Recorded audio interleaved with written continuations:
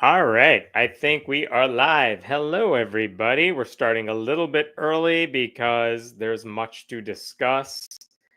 Um, so give me a second just to get some stuff lined up here, and then we will. I know we all want to talk about the big story, and we will. So, making sure I have all this stuff in order, and now it's all gone haywire as soon as I click go live. All right. So I figured we would start off by talking about James Dobson because that happened this morning. They say you're not supposed to say anything ill about the dead. You're only supposed to say good things. And as the joke goes, Dr. James Dobson has died. Good. The number of people I saw today who were celebrating this man's demise was unbelievable. Like, I did not see this when Pat Robertson died. I did not see this when John MacArthur died not that long ago. But this guy, he brought out a lot in a lot of people. I mean, the world is a slightly better place today because he's no longer in it. And I don't say that lightly. I'm saying that because this guy's entire legacy is just hurting people for multiple generations, for multiple decades. And in case you are not familiar with James Dobson and what he stood for, I wanted to talk a little bit about what this guy did during his life because he has been kind of out of the public eye for the past several years, other than occasionally saying some ridiculous things that get a little bit of attention. But for so many decades, he made international news for like everything he did. And so if you are one of those people who wasn't really sure why this guy was getting any attention today, that's I think worth talking about a little bit. James Dobson is most famous for founding the ministry Focus on the Family. And of course, you may have seen bumper stickers on people's cars in reaction to that saying, focus on your own damn family, because their idea of focusing on the family was making sure families that didn't look or believe like theirs did were all somehow evil. If you were two gay parents who adopted kids, you were scum of the earth, basically, to this guy. Um, Here's what I can tell you today. He died at the age of 89, and according to his people, they did not release a cause of death. I don't know why he died. I didn't know that he was sick or anything. I mean, it wasn't a heart attack. We know that much because how could it have been? So, if you've read any articles about his death, all the obituaries talk about how influential he was, because he was definitely influential. He was spearheading the rise of the religious right, the conservative Christian movement that today has kind of morphed into this Christian nationalist movement. He was one of the guys at the forefront of that. He was a leading figure in that world, and he did it through his ministries, his radio shows, which reached so many millions of people, allegedly, his commentaries, and his books. He wrote like 70 plus books through his publishing arm, and I'll show you some of them in just a little bit. I mean, we are living in a country today where LGBTQ people live in fear, where access to women's health, comprehensive health care, really depends on where they live, and where if you're a Republican who name checks Jesus, you could probably get away with anything you want, no matter how batshit crazy it is. And he's part of the reason they're all able to do that. This is the world he wanted, one where you either fell in line with his theology or you suffered. This is what he wanted all along. And the irony, I'll start off with this politics. The irony is that for this guy who always implied that if you just fall into his vision of Christianity, that you will be righteous, you will be in the right space. He said that his version of Christianity was like the only moral option. Despite all that, he had no problem endorsing Donald Trump, a man whose entire life has just been a giant slap in the face to decency and honor. In fact, in the summer of 2016, when Trump was running for office and people were starting to realize, oh, this man is insane, Dobson was one of the guys who was like, no, we really should give this guy a chance. In fact, this is from the New York Times in the summer of 2016. He said at an event with other Christians, in an interview recorded at the event by some pastor, Dr. Dobson said he knew the person who had led Mr. Trump to Christ, though he did not name him. I don't know when it was, but it has not been long, Dr. Dobson said. I believe he really made a commitment, but he is a baby Christian. Trump is a baby Christian. He's half right. But this idea that Dobson was vouching for Trump like a couple months before the Access Hollywood tape came out, long after everyone knew, oh, this guy launched his campaign by saying horrible things about Mexicans. Here's James Dobson jumping in saying, wait, don't throw out the baby with the bathwater here. This guy's cool. And you know how I know he's cool, even though everything you've ever read about this guy suggests he's the antithesis of Christian values? Because I know a guy who's secret, and he told me Trump found Jesus. And in the decades since that time, nothing Trump has ever done has suggested any of that is true, which means James Dobson is either the biggest gullible sap in human history, or he was lying. Take your pick. I don't know. Like, imagine spending your entire life telling everyone, I'm the one dude who knows right from wrong, and that's why you should listen to me. And then in 2016 saying, you know who's a good guy? Donald Trump. Like, that's how you know James Dobson was not worth listening to. Dobson, of course, later served on Donald Trump's Evangelical Executive Advisory Board. So even after Access Hollywood, and I grab women whenever I want because I can get away with it, even after all that, Dobson was still on board the Trump train. But it didn't start in 2016. Dobson said ludicrous things about Democrats way before then. And I was thinking about this earlier. I don't know how well people remember what this guy did in 2008 when Barack Obama was running for office. But in 2008, Focus on the Family, under his leadership, they issued a statement. They sent something out. I think it went to their members, or maybe it was in one of their newsletter, where they were like, we wrote up a fictional letter from 2012. It's from someone in the future saying, you all voted for Barack Obama and look at what happened to our country. And so they made up an entire fear-mongering letter.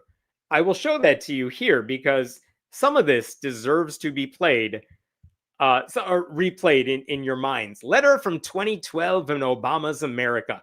This is a long letter. It's like 8 pages long. I don't even remember. But just look at the beginning of this. What will the United States be like if Senator Obama is elected? The most reliable way of predicting people's future actions is by looking at their past actions. Something Bible.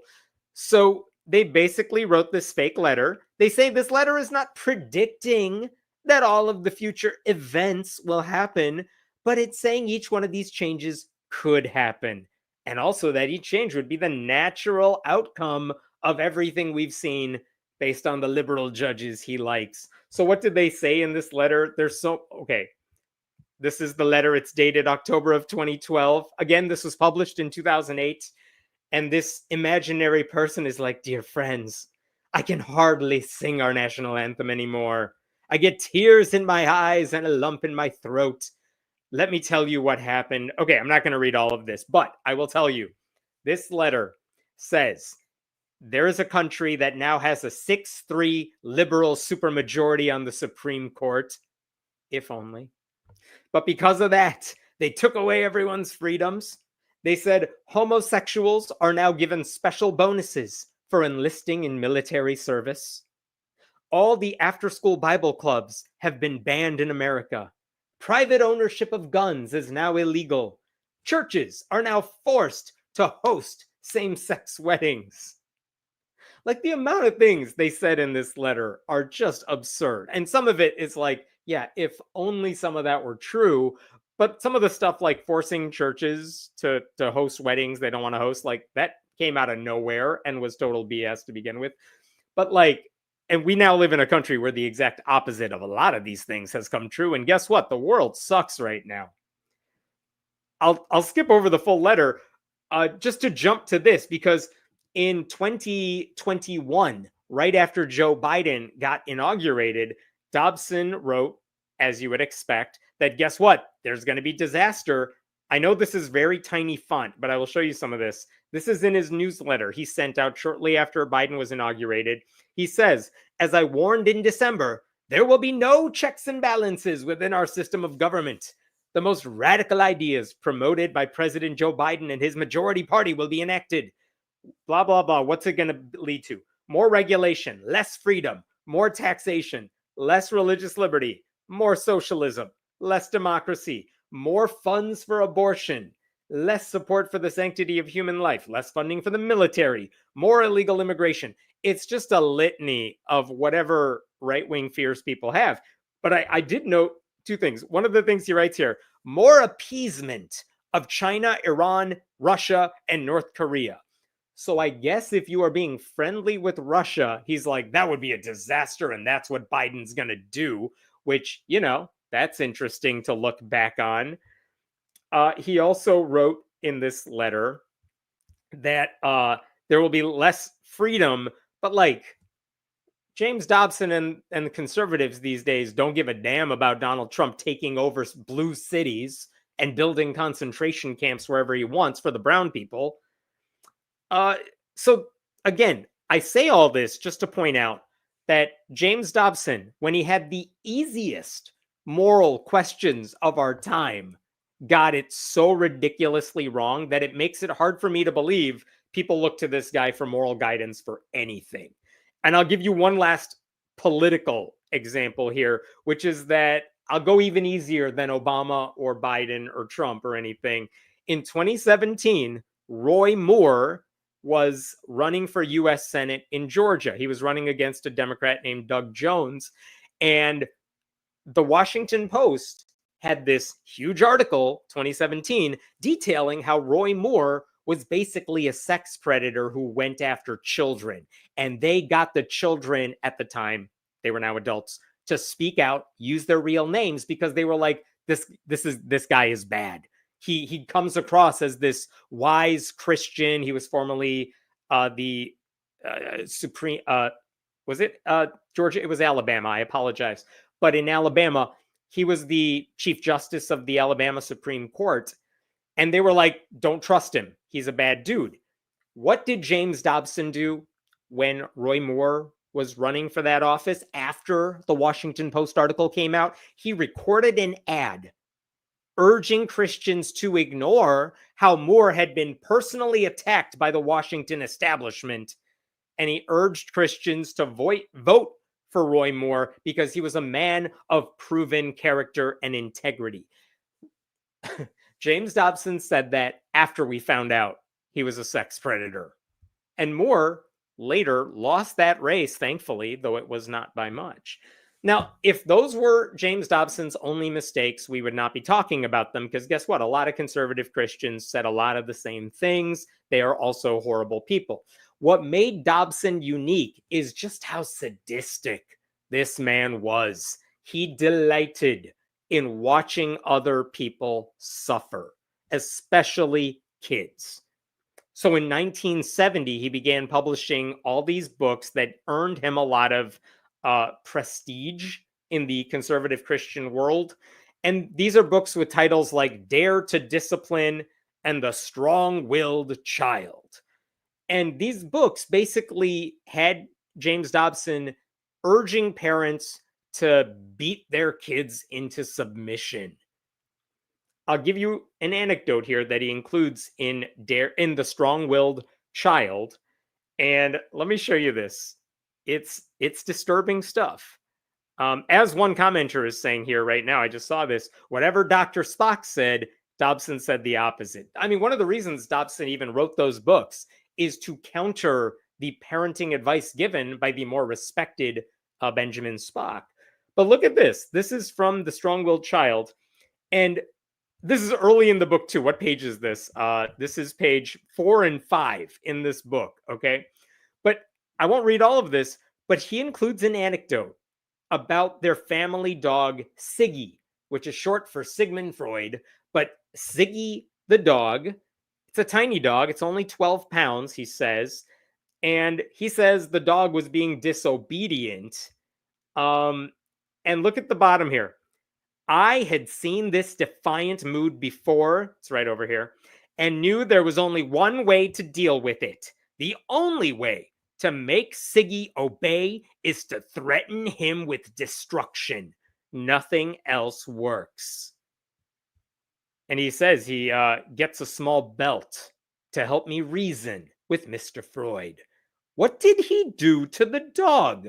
When I returned, I held up the belt and again told my angry dog to go get into his bed. He stood his ground, so I gave him a firm swat across the rear end, and he tried to bite the belt.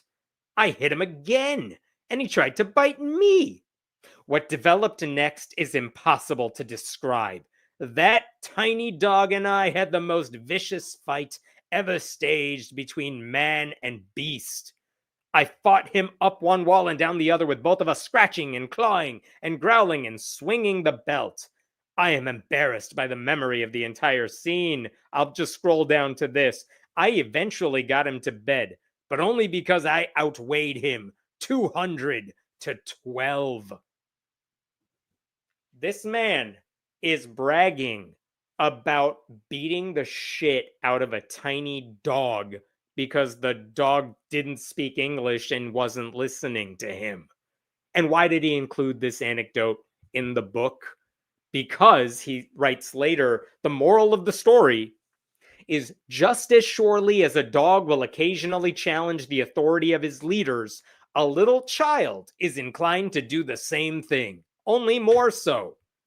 And then later in the book, he writes, when that nose to nose confrontation occurs between generations, it is extremely important for the adult to win decisively and confidently. The child has made it clear that he's looking for a fight, and his parents would be wise not to disappoint him. That's how he advised parents to raise their kids, with a belt, with physical abuse. And he wrote this in multiple books. And I was looking, is there anything more recent he said about this? Well, he has a newsletter I will show you here. This is from 2015. Dr. James Dobson, Family Institute, 5 Reasons Why Spanking Fails. And basically someone wrote in, or he made it up, I don't know. He said, Dr. Dobson, I have spanked my children for their disobedience and it didn't seem to help. Does this approach fail with some children?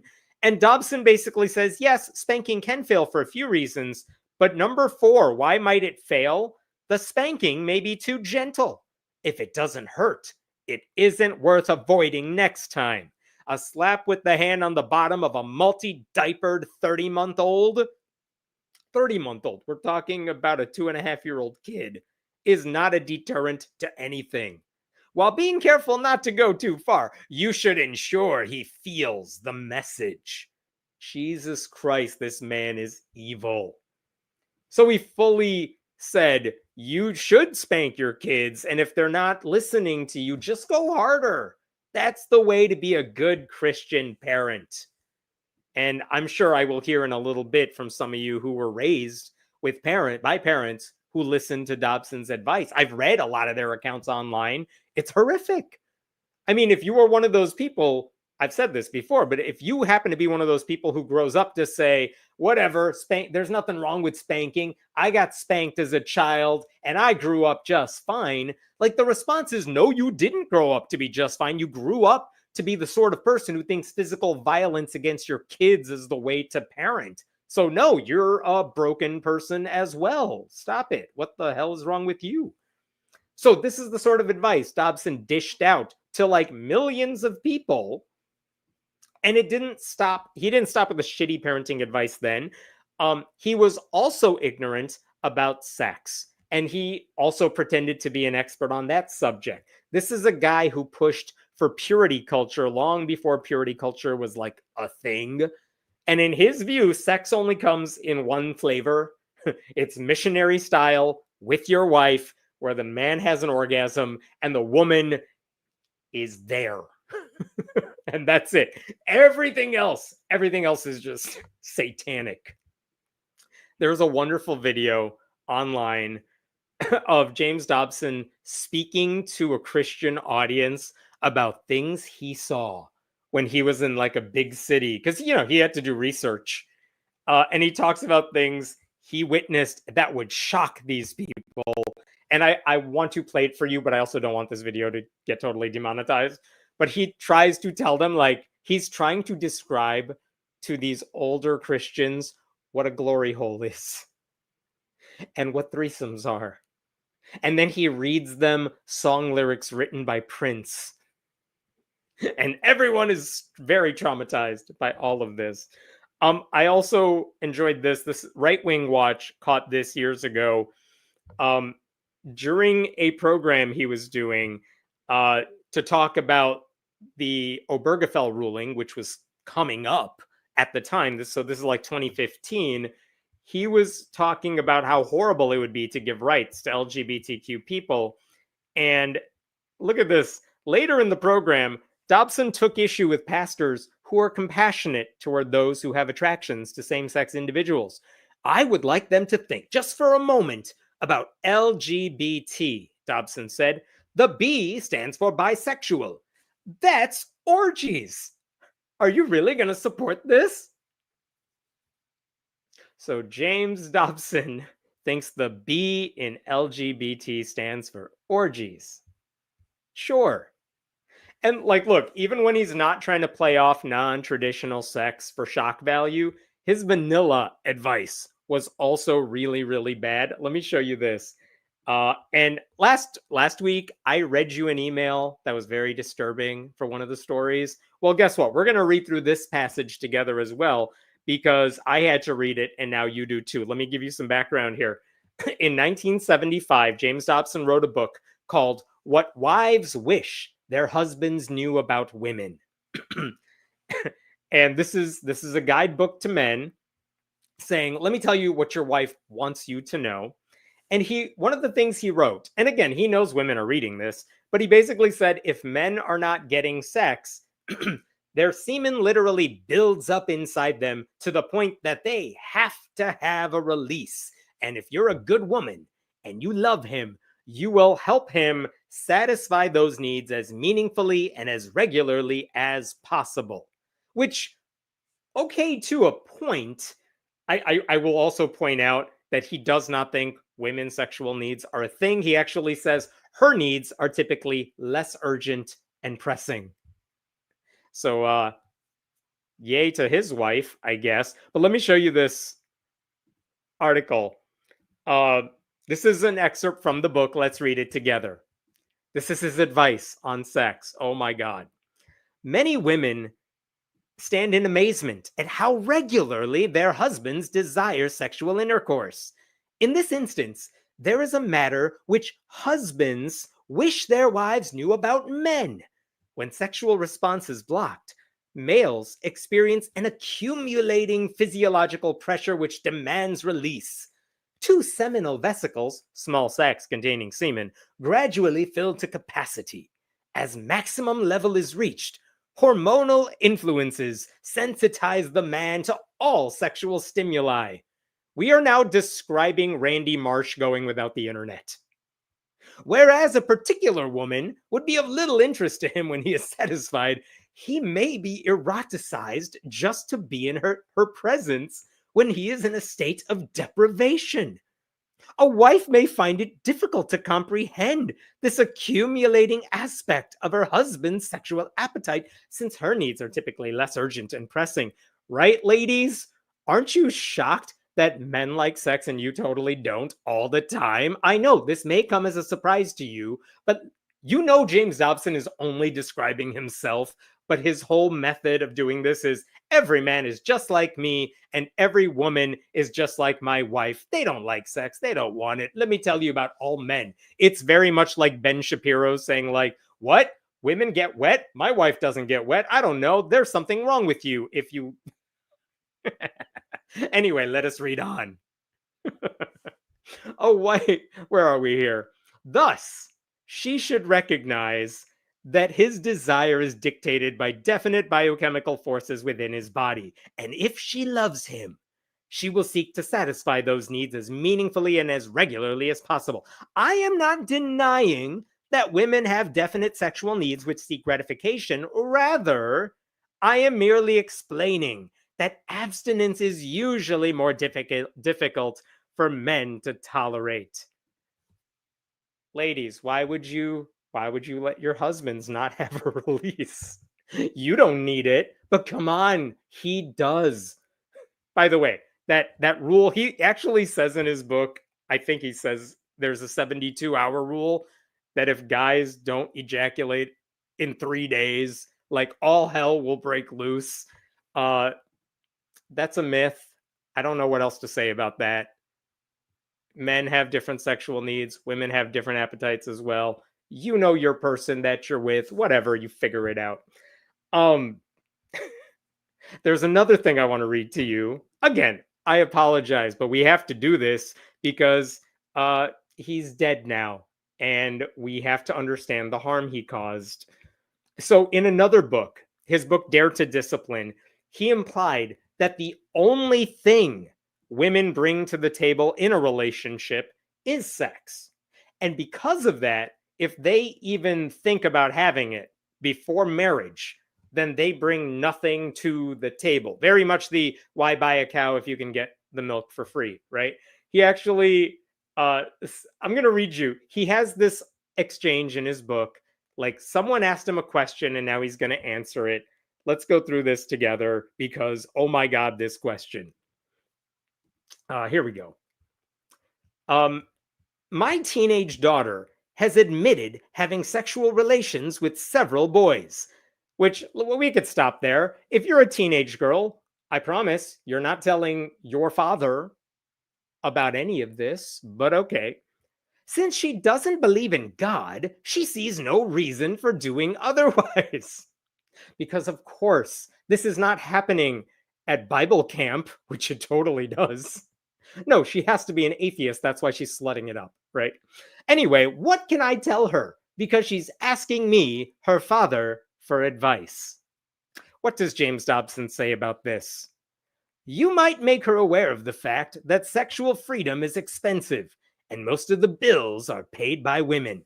The natural sex appeal of girls, which is a creepy ass phrase in any context. The natural sex appeal of girls serves as their primary source of bargaining power in the game of life.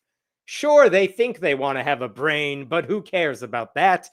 It doesn't matter. The only thing they can bargain with is their bodies. In exchange for feminine affection and love, a man accepts a girl as his lifetime responsibility, supplying her needs and caring for her welfare. This sexual aspect of the marital agreement can hardly be denied. Therefore, a girl who indiscriminately gives away her basis for exchange has little left with which to bargain. Your daughter might also be reminded of the other expenses that are sometimes imposed by sexual irresponsibility, including those associated with venereal disease, unwanted pregnancies, and fatherless children. By contrast, the biblical concept of morality offers overwhelming advantages for a woman, even if the matter of right and wrong were of no significance.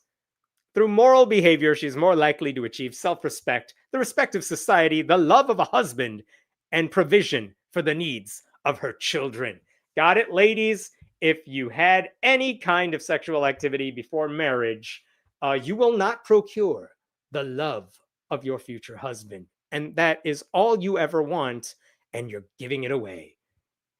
Oh my God, this is the advice he was giving about sex to Christian. I mean, look, these are, I promise you, these are not just cherry-picked examples, because you could do this with so many parts of his books.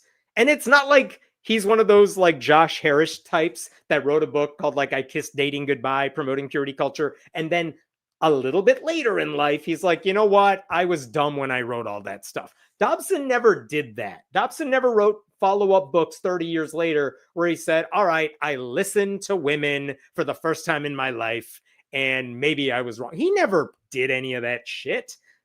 So there are also so many stories online from people who were raised with this mentality, if not from Dobson himself through his commentaries, then through their church, where the pastor read up on all this stuff and passed it along to them.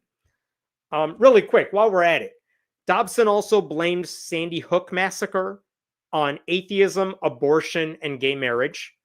He blamed a mass shooting in El Paso, Texas, on the LGBTQ movement closing in on the God-inspired and established institution of the family. He signed something called the Nashville Statement. Google it if you need to, but it's a declaration of faith-based bigotry signed by some of the most powerful conservative Christians in the country. He also equated Obamacare to living in Nazi Germany. So, my point is, his entire life was devoted to scaring Christians who were too dumb to realize this man doesn't actually have any clue what he's talking about. His parenting advice was awful. His sex advice was awful. His political advice was awful. And the people who spent today praising James Dobson are also awful.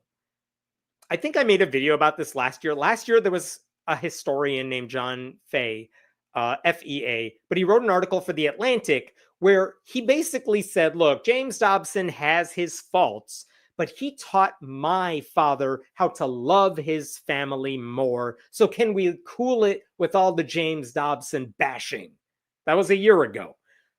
But as I said back at the time, if you need to learn how to love your family from a man whose idea of love involves hitting your kids, lying about gay people, never satisfying your wife, promoting violence against trans people, which he absolutely did. You can look this up. James Dobson said if a trans person comes into your bathroom, like you should get a gun, something like that. Like if you're listening to that guy for advice on loving your family, your life has taken a tragic turn. And if some of those parents turned out to be decent human beings, which is what that author said, it's only because they didn't listen to all of Dobson's advice. They only listened to some of it. Like one way to know if someone is smart, if someone's intelligent, is if they are willing to change their mind after they learn new information. Right? I think that's generally true. By that measure, Dobson was an idiot. Like he insisted he was right about all of this stuff despite overwhelming evidence. I mean, what do you want? Do you want peer-reviewed research that says spanking isn't good for your kids? Because it's out there. Do you want experts in childcare, pediatricians, what have you? Do you want them to tell you why your advice is bad? Because they're out there. Do you want anecdotes from kids who grew up in conservative Christian households who tell you my life was ruined because of the advice my parents listened to? Like all that stuff was out there. He never changed his mind about any of that stuff. And there are some jokes you could make about how a guy who denied climate change, which James Dobson did, is about to experience a very toasty afterlife. Or how after a lifetime of looking down on the guy, we'll finally get to do that for eternity. But unfortunately, I don't believe any of that stuff. James Dobson is just dead. He won't suffer any real consequences for any of this stuff. But I hope that his legacy is that of a broken man who spent his life ruining other people's lives in the name of Jesus. Because that's what he did. I don't care about the ministries or the money. His legacy is that he spent his life making your life worse. I was thinking about Pat Robertson today because that's maybe the last time I remember someone who captured the attention of so many conservative Christians dying. And the one thing that's amazing is that I think Pat Robertson died 2 years ago. In the 2 years since, I don't think I have heard many people, even in Christian media, talk about how awesome Pat Robertson was. Like if they name check him, it's in passing. It's not because they look up to the guy today. Right? And that tells you a lot. This Pat Robertson, one of the richest dudes ever, had this huge television outlet, several of them. He was big in Christian media. And yet after he died, he has basically been forgotten except as an example of how awful some people can be. And Dobson, he was super influential for decades. He was the most, I would argue, the most powerful Christian in the country, if not the world. I would bet good money that a year from now, 2 years from now, no one's going to be talking about the guy, relatively speaking, because the legacy he left isn't one that made people feel better. His legacy includes generations of children who no longer want a relationship with their shitty parents who took his advice. Because again, what did he do? His influence, it corroded the moral compass of generations of Christians. He taught parents to break the spirits of their kids. He taught husbands to treat their wives as disposable vessels who are only good for one thing. He taught Christians that fear and control and violence were viruses, and all of this was backed up by the Bible. He weaponized family and sexuality and politics, not because he wanted to uplift people, but because he wanted to oppress them. If you want to find his legacy, go look to all the people who are celebrating his death today, because a lot of them are used to be children who were damaged by their own parents who took James Dobson's advice. I guess if he had any positive impact on the world, it's that he made evangelical Christianity so unpalatable to so many people that they want nothing to do with it today. The historian Kristen Kobus Dumais wrote in her book, Jesus and John Wayne, that Dobson corrupted a faith and fractured a nation. I mean, his death doesn't erase any of the pain he caused, but I hope we are coming to a point where guys like him don't just go unchecked. Because I don't remember when he was in his heyday how many people really spoke out against him and had the platform that he did to really counter him, right? He's not going to be a hero of Christianity. He's basically a tyrant whose name became synonymous with how awful evangelicalism could be. He preached about strong families, but he fractured so many of them. He preached morality, but he debased it. Just look at his political endorsements. He preached love while trafficking in hate. So who's left now that he's dead? He had a wife, he had 2 kids, he had 2 grandkids, and he left behind, I don't know, tens of thousands at least of people who blame him for ruining their lives. So again, good riddance. He's gone now. Yay. I mean, there's nothing nice to say about the dude, and it has been kind of cathartic to see how many people are just having a nice day today after they saw that news this morning. I'm not trying to speak ill of the dead, but this dude deserves it. So, all right, I will pause there. What questions we got here? What thoughts do you all have? Thank you for becoming a member. I appreciate that. Why do evil MFers live so long? Yeah, James Dobson was 89. Pat Robertson was like 162. I don't know. The good die young, right? Where is Dobson going to be buried? That's an interesting question. I don't know, but I did hear someone joking that it will soon become a gender neutral bathroom. For his family's sake, I don't think they should announce that where he's going to be buried. Yeah, so many of us ex-evangelicals were so harmed by him, and that's why so many of you are ex-evangelicals. Yes, that is something I have heard so many times today. Christy Nome and him should write a book together on pet rearing. Yes, they should, because they don't give a shit about their pets. And again, he wasn't even writing that. Dobson did not write that section to say you should beat your pets.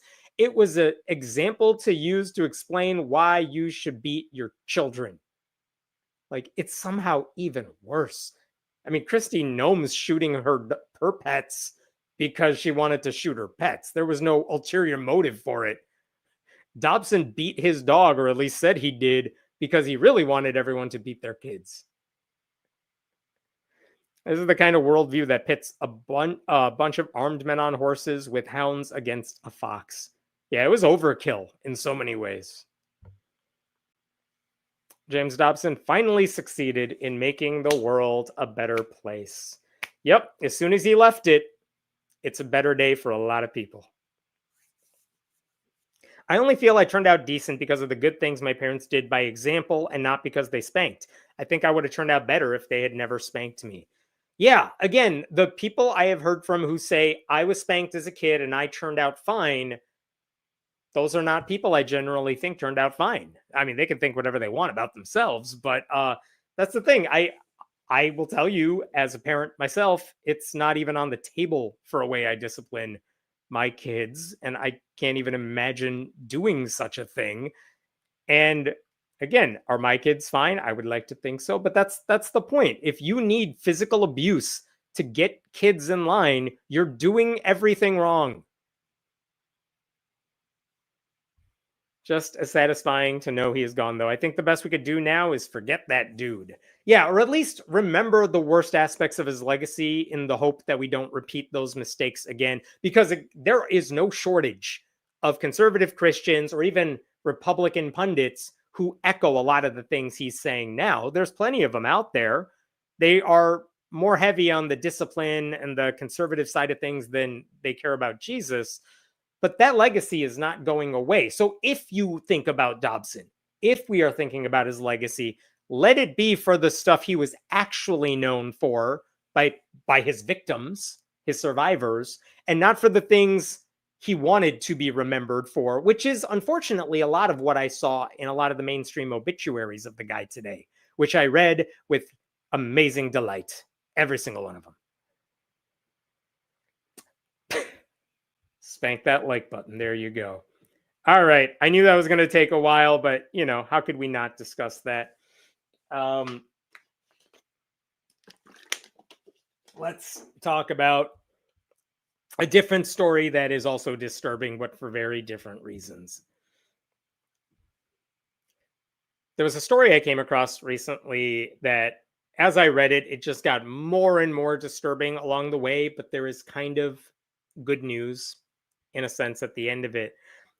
But let me start by telling you about this one woman. Her name is Heather Jones. And when she was 17, she says she was struggling. She said her birth mother neglected her. She did not really have any adult role models. And that made it harder for her to stay in a job. It made it harder to pursue a formal education. And so when she was 17, near Birmingham, Alabama, she decided to start dancing, stripping.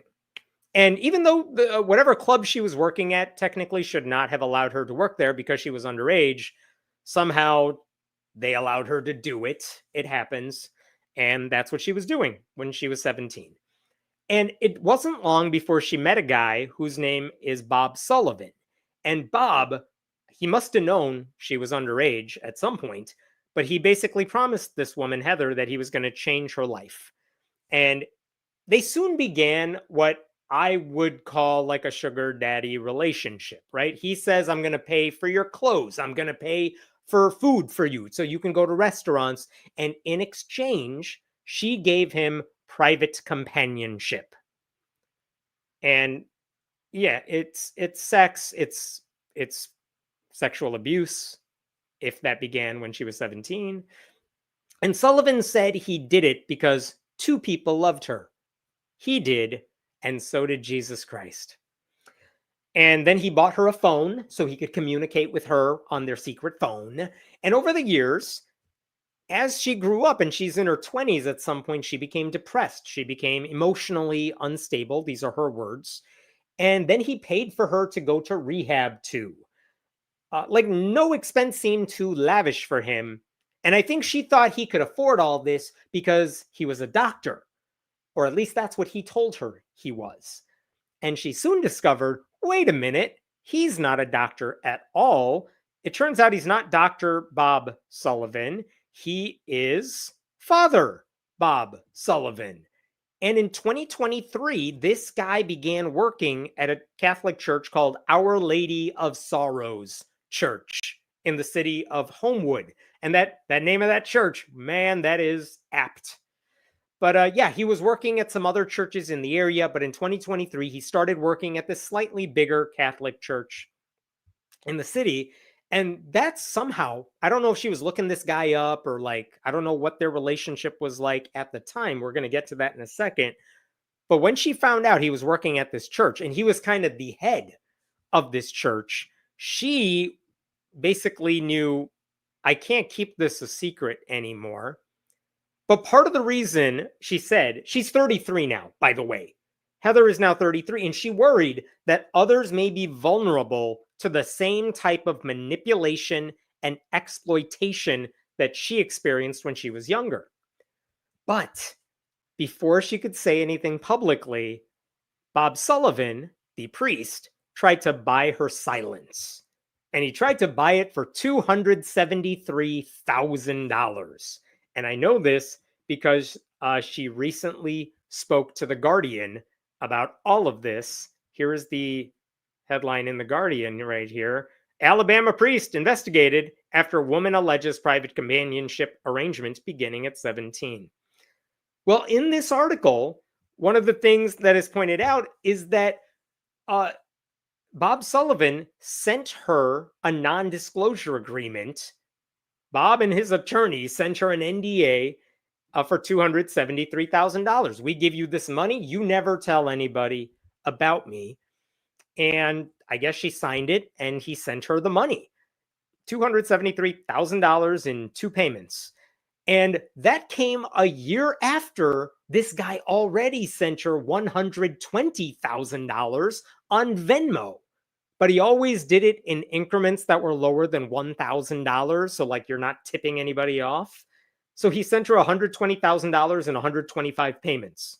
So if you do the math there, we are talking about $400,000 he has sent to Heather so that she never tells anybody about their arrangement. Well, it turns out that after she got this money, she came to terms with what she had gone through, what this guy had done to her. And she decided, you know what? No, you're not buying my silence this way.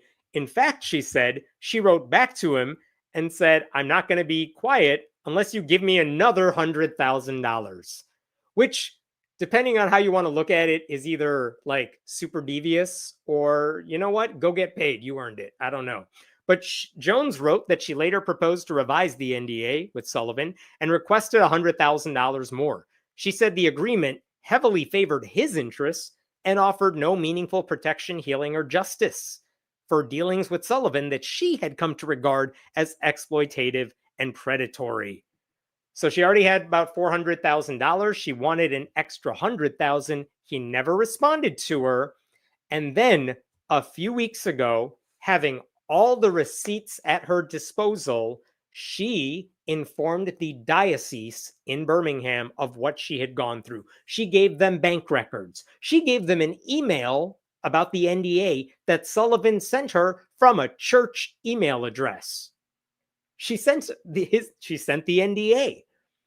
And one of the things that came up is like, that's kind of devious, but like, how did you even know to do any of this? And look at what she told The Guardian. Jones said she recently began law school, which, oh my God, she's in law school now. Good for her. And defied the NDA mentioned in her statement about Sullivan to the Birmingham Diocese, which has an estimated membership of roughly a quarter of a million Catholics, because she was confident it would not hold up in court. She is in law school. She's learning about NDAs, and she's like, wait a minute, I signed one of those, and it was BS. I can break it. He can't do anything to me. She also wrote that she considered it vital to speak out about Sullivan because behind closed doors, his behavior toward me was not in alignment with the values he teaches. Incredible. She's calling him out because of the hypocrisy, because he was a child sex predator, and because she doesn't want other children to get harmed the way she was. So she told the diocese all of this a couple of months ago.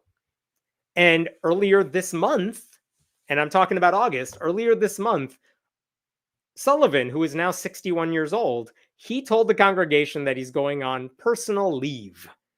And a week later, a local bishop took over that position, and that bishop announced to the congregation, hey guys, did you see the article in The Guardian that just got published like today? Yeah, that's awkward. Anyway, he let the congregation know they're taking everything seriously. And I do want to elaborate on that because I will say she took all this information to the diocese. And as far as I can tell, the diocese, who did not know about any of this before she sent them this stuff, they seem to have handled all this the right way.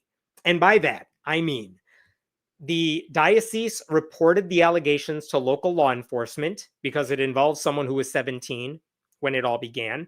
But they said the Alabama office that would have handled that sort of thing, they said, listen, there's nothing we can really do about this because, one, the age of consent in Alabama is 16. And you might argue, well, they didn't just have like a random dude, random underage woman relationship. It was like a priest and someone he was spiritually mentoring. And there are some states that have laws that say if you're in a position of authority or power, it's literally illegal to have a relationship with anyone you are mentoring or who is your client or something like that. Well, in Alabama, there's no law banning that sort of thing either. So basically, the Alabama officers are saying, we hear all this, but there really isn't anything we can do about it. So the bishop in the Birmingham diocese said, we're not just letting that be the end of the story, though, because they have now told the relevant officials in the Catholic hierarchy. Basically, they're saying, okay, hey, Vatican, we heard this story about our priest and we know how seriously you take sexual abuse. So we're handing all this to you. What do you want us to do with this guy, Bob Sullivan? And we are waiting for that response as we speak. I don't know what the Vatican's going to do. Beyond that, though, it's not just about the abuse. I mean, the ethical problems are obvious. Dan Sullivan was a priest and he was doing this over someone he was spiritually guiding. Yes, she was underage. Priests are supposed to be celibate. What is he doing? Also, and this actually got downplayed in all the articles I read, what was he doing at a strip club in the first place? I don't know. Is this what priests do at night? Was he there by himself or with like his buddies? Because I have questions about that too. Anyway, the diocese said, listen, Sullivan's not going to have any role in public ministry until the investigation is done by the Vatican. We're waiting on that. Okay. And the church also reached out to Heather Jones.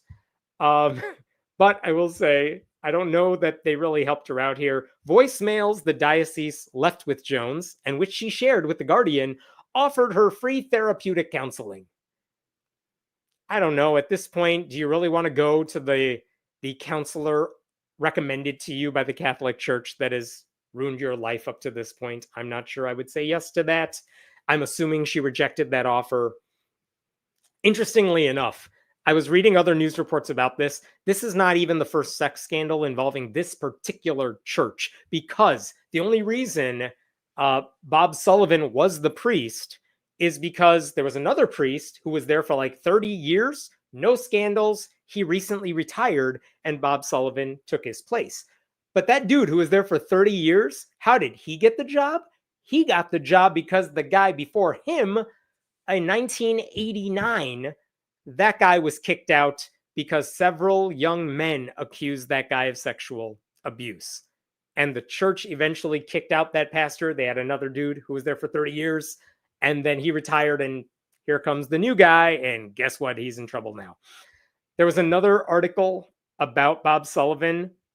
This is from, just look at this anecdote right here really quick. In an interview with the Birmingham News, published the day before his ordination being 1993, Sullivan said he understood and supported the church's strict rules on celibacy for priests and teaching that sex outside marriage was a sin. I know what's expected of me going in as a priest, Sullivan said. If I feel I'm going to be at odds with that, then I have no business going on. Well, who knew that statement would come back to bite him in the ass later? So he said that in 1993. If the timeline here checks out, he met 17-year-old Heather Jones in 2009. I mean, at the core here, this story reveals the hypocrisy of some Catholic leaders and their moral authority, right? This guy weaponized his faith to manipulate a teenager, and then he continued to have power over her because of their age difference and his bank account. And by the way, I don't know where he got this money from. Where did a priest have like $400,000 just lying around? I know people joke about like Joel Osteen has a mansion and some of these megachurch leaders have mansions, but by and large, if you're a Catholic priest, you're not making crazy amounts of money. I mean, I know the church is paying for your home and stuff like that, but like, where did this guy get $400,000 that he could spend on a stripper he met? I don't know. Now, people have said, like, is he stealing this from the church? I haven't seen any evidence of that. I don't know if this guy has a rich family. Maybe he had an inheritance. Who knows? But I mean, kudos to Heather Jones for speaking out against what he's doing. And by the way, using her real name with The Guardian to tell this story in the hopes that by coming forward like this with her name, it would give the story some more credibility. Like, she reminds us that some people placed on a moral pedestal can often be hiding some of the most disturbing secrets. All right, what questions we got from that story? He picked the wrong person to mess with. Yeah, he thought he was messing with a 17-year-old stripper. Turns out he's messing also with a 33-year-old soon-to-be lawyer. I'm kind of curious what type of law she's going into. I will say The Guardian published a picture of her, but other than that, I don't think this person has like a social media presence. Like, I looked her up because I wanted to know what else she's up to, what sort of law she's doing, and I couldn't find anything. I didn't look that hard, but I am curious about that because I wonder if what she went through is shaping the type of law she wants to practice later. I don't know. I'd be shocked if the diocese didn't know that guy was a pedo. They just didn't have to do anything about it until she brought the receipts. It's a fair allegation, but as far as I can tell, it's just an allegation. And as soon as this bishop heard about this stuff, he did what he thought he had to do. The weird thing about it is he's like, oh, she's coming to us with all these receipts about how she's been abused. We should tell law enforcement, which is, yes, that's the right thing to do. The irony there is if this priest said he had done this in a confession booth to another priest, if the guy admitted it, you know the church would be like, well, we can't tell anyone about that. That's a confession. It's sacred. So I'm glad it was her, not in a confession booth, but her just saying, I got receipts, here you go. What are you going to do about it? You'd be surprised what these churches pay some of these pastors. Would I? Like, again, you know what I've never seen? Like a Catholic church organizational chart. I want to know what the salary chart is. There's a small church up the road from me with about 24 regular members that pays their part-time pastor $48,000 a year tax-free. I believe that, but also $48,000 a year, even if it's tax-free and even if other stuff is getting paid, that's not a six-figure salary. You know, you're not making multi-million dollars by going into the priesthood is my point. You're making a salary, you're living comfortably. That's fine. I'm not begrudging them that.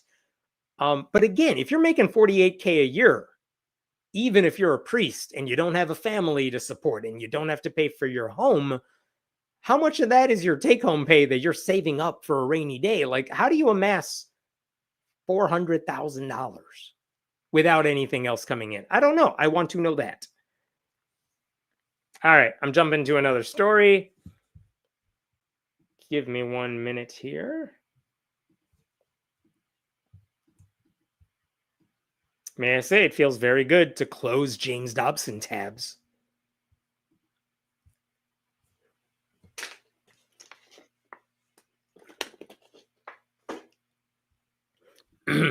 Okay. I'm about to play a clip for you, and it's from June of 2024. The guy you're about to see is Pastor Austin Keeler, and he is from Reformation Church in Shelbyville, Kentucky. And what this video is, it was a several minute long video. I'm only going to play you a clip of it. But he basically said, you know what's evil? Our local library, because they make certain books available to children. And it's very, very bad what they're doing. Let me play you the clip and then we'll talk about this. It's a minute long. My local library, the Shelby County Public Library, is peddling this filth to children. The encroachment of evil is happening in your community, and you may not even be aware of how Satan is targeting the next generation. Pastor, Christian, have you checked out what kind of books are being peddled in your local library? Will you stand to allow the children of the area in which your kingdom outpost exists to be swept up and swept away in the torrent of perversity and darkness that is ruining the lives and the souls of so many? If you search your library, what you find might shock you. Our local library in Shelbyville, Kentucky, the Shelby County Public Library, hosts abominations such as My Two Dads, My Two Moms, Learning from LGBTQ Leaders, Julian is a Mermaid. These books are written for children, and if you have the Holy Spirit of God in you, you ought to be filled with righteous indignation that books like these are being pushed through your library. Yes, let's talk about the horrible things happening in his local library. So this dude made this video a year ago saying, again, his local library had available a handful of books that talk about LGBTQ issues. They are written for kids who are questioning their gender, their identity, what have you. Now, I will tell you, elsewhere in this video, elsewhere in that video that he made, but I didn't want to show it to you for reasons I will tell you in a second, he said there is a book that teaches, books containing stories of 6-year-olds doing sexual things, as if the book was encouraging children to do that. And I was shocked by that I had to look up what the hell is he even talking about. And I will tell you, he was getting that from a book called Beyond Magenta, in which the author speaks to, I think, 6 different transgender people, and she relays their stories to say, this is what this person has gone through because they did not have affirmation, they didn't get support. And they all have different stories because they're different people. And in one of the stories, one of the subjects, whose name is Mariah, says that when she was 6 years old, she began acting out.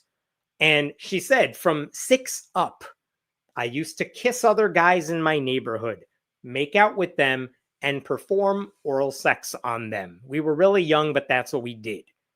Now, my interpretation of that is, when she was 6 years old, she was experimenting with local boys, kissing them, whatever. As she got older, even if she was young, as she got older, they experimented with more and more sexual things, which, by the way, is a thing that happens. But in the book, Mariah is not saying that to say other kids should do what I did. Mariah is saying that to say, this is my story and I'm just being honest with you. And one of the things Mariah says later in that book is that she struggled to find her self-worth, but she writes, the thing is, real beauty comes from the inside. That's kind of what the buildup is for. Even if I was making mistakes I kind of regret in my childhood, I learned later on it's what's on the inside that counts. It's a beautiful story. That's what the pastor was referencing when he said these books are like promoting children doing sexual things. It's the pastor obviously did not read the book, or he would know that. He also said in that video, in a different part of it, I want to quote this for you here. There are books encouraging young people to embrace the art of drag. In this book, it is admitted on page 23 that subversion, that is the attempt to overthrow or undermine the image of God in man, is their goal. And I'm like, really? There's a book that says we want to subvert the idea of God? So I went to page 23 of that book, and guess what I found in the art of drag? It is a page that describes the history, are you ready for this? The history of pantomime. And it talks about how at the time there was a restriction on on women performers in Britain, and it was only lifted in the late 17th century. So you may have heard, like, in the original Shakespearean plays, there were people dressing up as the other gender because women weren't allowed to play roles, but eventually that got lifted. But in that paragraph on pantomime, he basically said they would still cross-dress. This is after the ban on women performers were lifted. He said they would still cross-dress and joke about being free from the constrictions of feminine clothes. And then in the second paragraph of the page, it says today, like more recent and popular cross-dressers in the media, they understand, and I'm quoting here, that a little laughter made the subversion easier to swallow, a technique that still runs through drag today. So why are drag queens hyping it up? Why are they like turning the volume up to 11? Because what they're doing goes against tradition. And if they can make you laugh through their names, through their makeup, through their act, maybe you will take it in a little more than you might otherwise, which is nothing to do with let's overthrow God. And again, if the pastor read the book, he might know that, but clearly he did not. Another thing this pastor was mad about is he said in the book, he said in that same drag book, The Art of Drag, also contained in this book is the glorification of incest and rosary strewn sex toys. And I was like, where in the book is that? So I found that page in the book as well. And it doesn't exist. But what there is a section of the book that talks about the professional relationship between the director, John Waters, and the drag queen, Divine. And it says that when those two were collaborating, I think this was like the 1980s, one of their goals was to shock audiences, which meant that nothing was off limits, from vomit and incest to lobster fetishists and rosary-strewn sex toys. They're describing the sort of things they did in their act to get a rise out of people. Not that they were doing these things, but they definitely brought it up as a subject. And the fans, we are told, were as disgusted as they were fascinated, because the whole point of the performance was to shock you at the time. And that was a way to shock people. Again, it's not an endorsement. It's a description. It's not glorification. It's just telling you what they did. The pastor did not read the book, or he would know that. So this pastor made that video a year ago in June of 2024.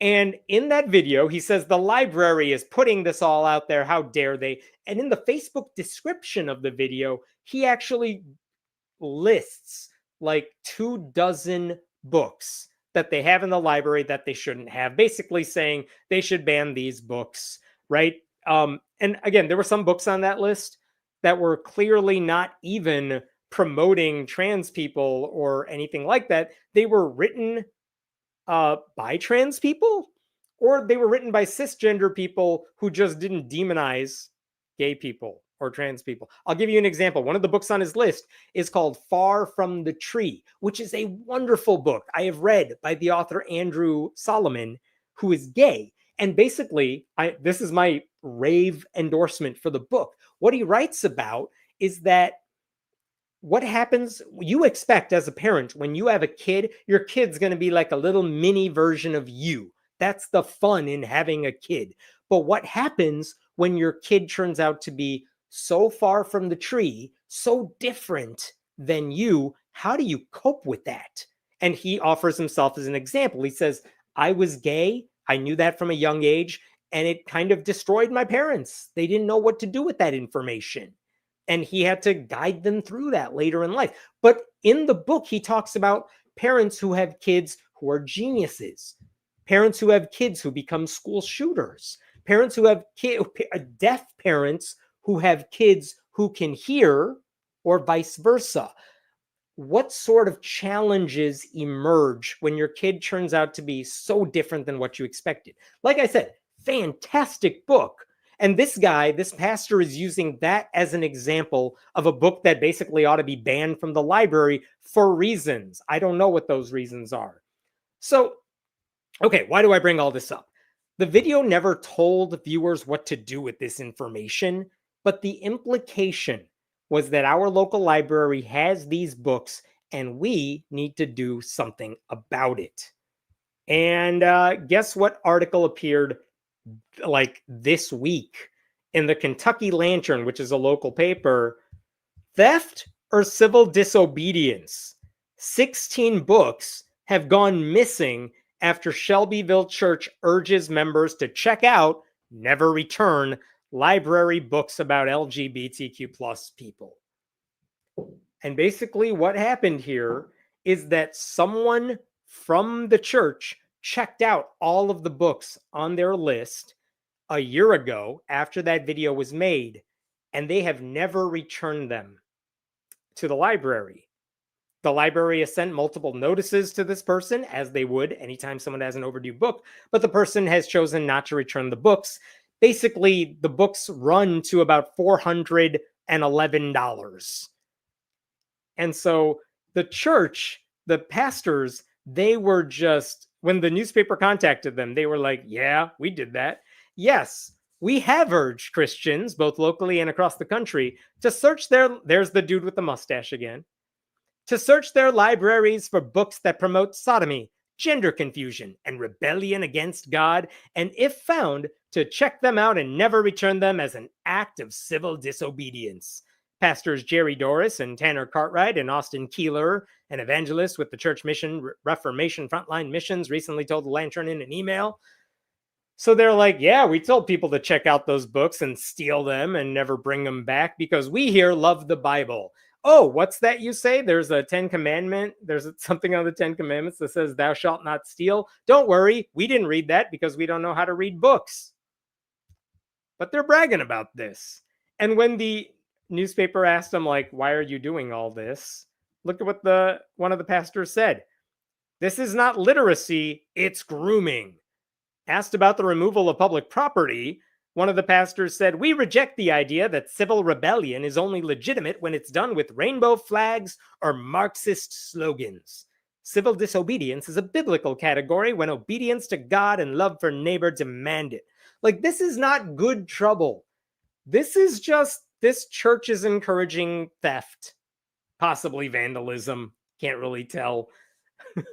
It's vandalism encouraged by Christians who don't want certain people having access to certain kinds of information because it might pierce the bubble of ignorance that they want everyone to live in. Now, in that article, the library would not tell us the name of the person who checked out these books. They know, but they're not telling it because I think the library, for good reasons, is not in the business of shaming people who have overdue books. And I respect that. The church isn't telling anybody who the person is, but they know as well. But I don't even care who checked out the books. I am interested in these pastors who are encouraging all of this. And one of the pastors said in the article, he doesn't know where the books are, but he added, they have not been destroyed to my knowledge. Which is honestly worse because it means someone checked out the books and is just stashing them somewhere so that other people cannot read them. Not even, I took the books and I'm going to burn them and that's a crime and no one cares. Nope, they're just taking the books, checking them out, and then not returning them because they're daring the library to do something about it, I guess. Now, the library has not replaced any of these books yet. I saw this online. A lot of people are like, well, why don't we buy the books? It's only $400. Why don't we buy the books and donate them to the library? And I'm just speaking on behalf of some librarians here who said, don't do that. If you want to do anything, you can find the Shelby County Public Library and make a financial donation to them. Let them figure out what to do with this. But the library did say a lot of the books this person checked out, they're not in high demand, which happens. Not every book, even LGBTQ books, not a lot of people are reading them.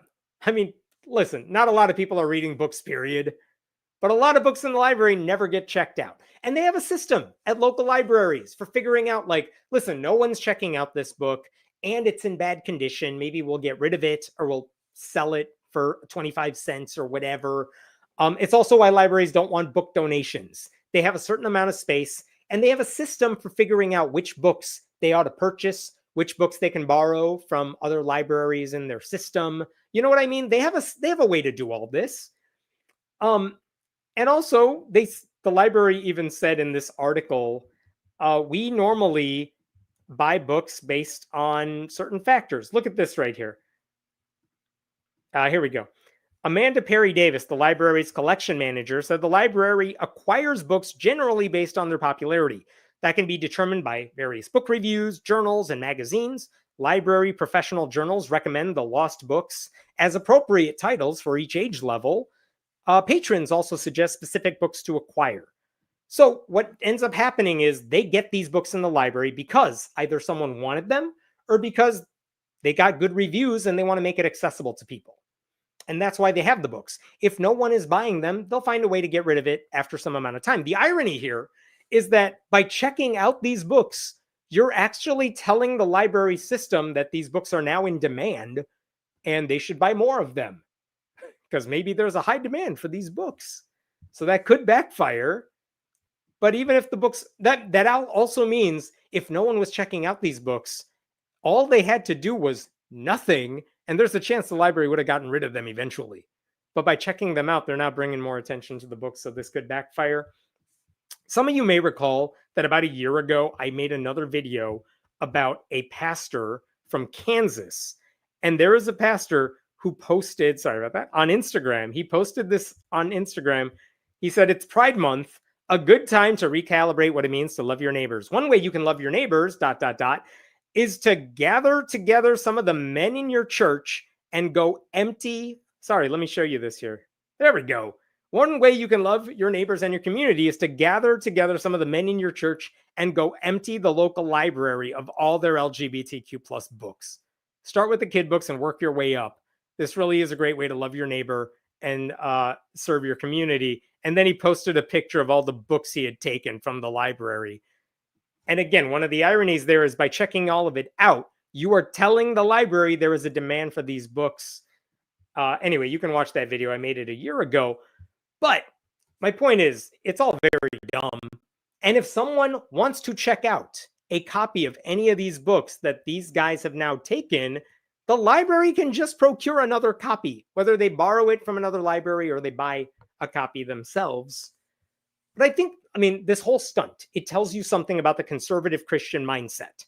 Like, instead of facing reality, some pastors like Mustache Man, they want to shield people from any ideas that may go against what their churches teach. Censorship is one of those tools.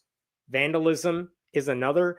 These people seriously think that if kids never learn about LGBTQ people, they will never become LGBTQ people, or that they never are or were LGBTQ people, which is not how anything works.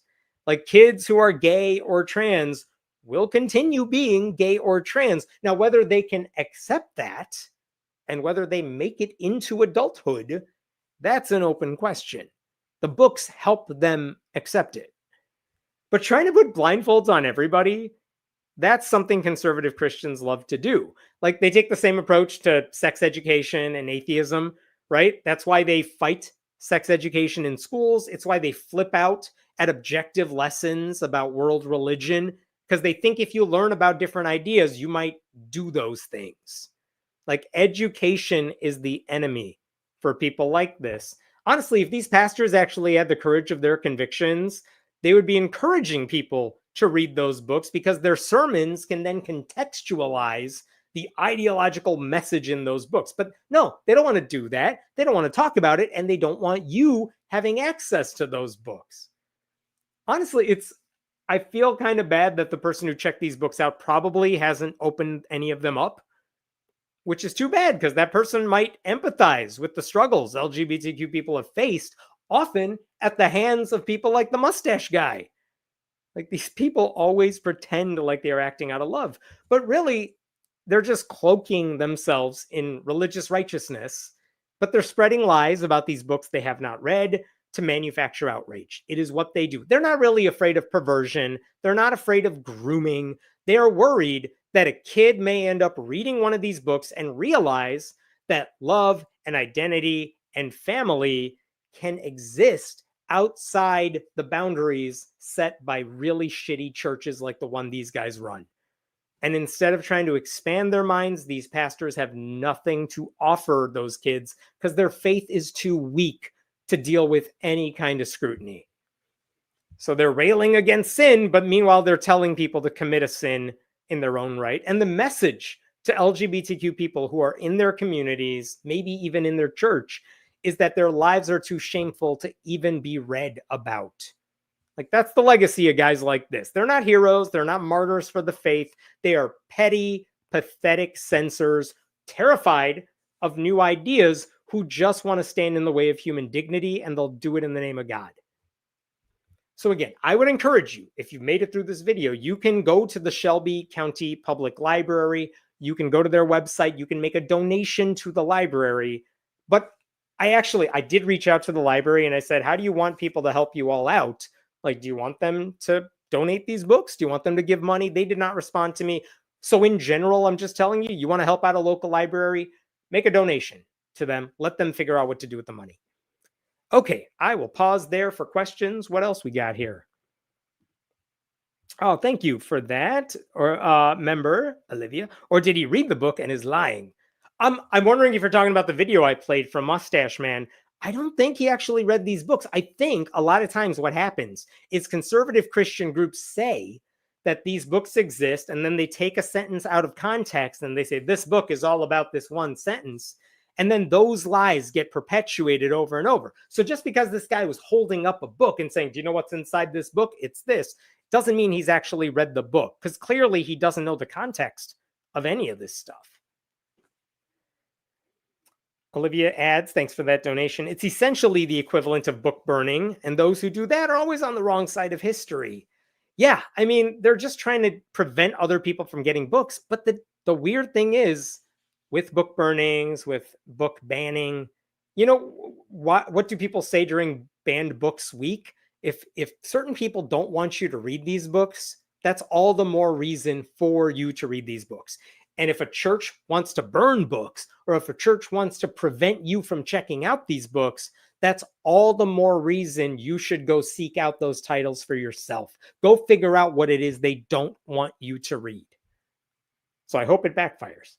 So in a stroke of library, they're causing the public library to have to buy more of these books, which again, may be true, but the library said we haven't done that yet. And that's partly because some of these books were not being checked out in the first place. But if there is demand for some of these books, yeah, they will find a way to get it to you. I mean, just to give you a personal example, I have had books I wanted to check out. My local library did not have them.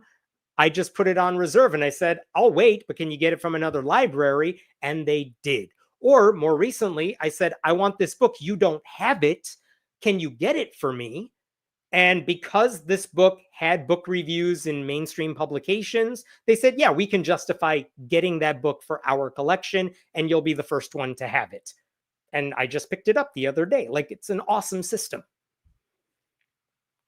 How long before they just start making privately run Trump-subsidized anti-woke libraries? There is no way in hell you will find a Trump-subsidized library, because the people who like that sort of shit don't know how to read. Or don't read. Don't choose to read. I know other people have said this before, but I am glad libraries have been around for a long time, because if you told people the idea of a library now, they would never allow it to happen. Conservatives would flip the hell out. All right, I'm going to jump to a different story here. Oh, you will enjoy this one.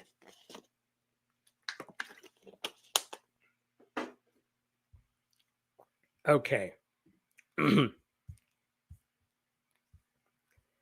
So let's talk about what happened in Texas, not the redistricting stuff, but Texas recently passed a law to put the 10 Commandments in public schools. And I've made so many videos about this type of law and this specific law. I'm not going to rehash everything, but I do want to tell you a couple things. And then I want to tell you what a judge said about it this week. Okay.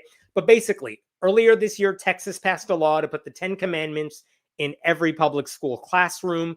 They called it Senate Bill 10. Of course they did. Haha. 10 Commandments. But basically, the law said every classroom needs a durable 16-inch by 20-inch poster of the 10 Commandments. It could be privately donated, or the school can use its own funds to get it. But by and large, it's not a financial thing. Everyone would be able to get these posters, or Christians would just donate the ones to everybody. And the law said this is what every poster has to state, word for word. They spelled out the commandments as they want. And it was the King James version of the commandments.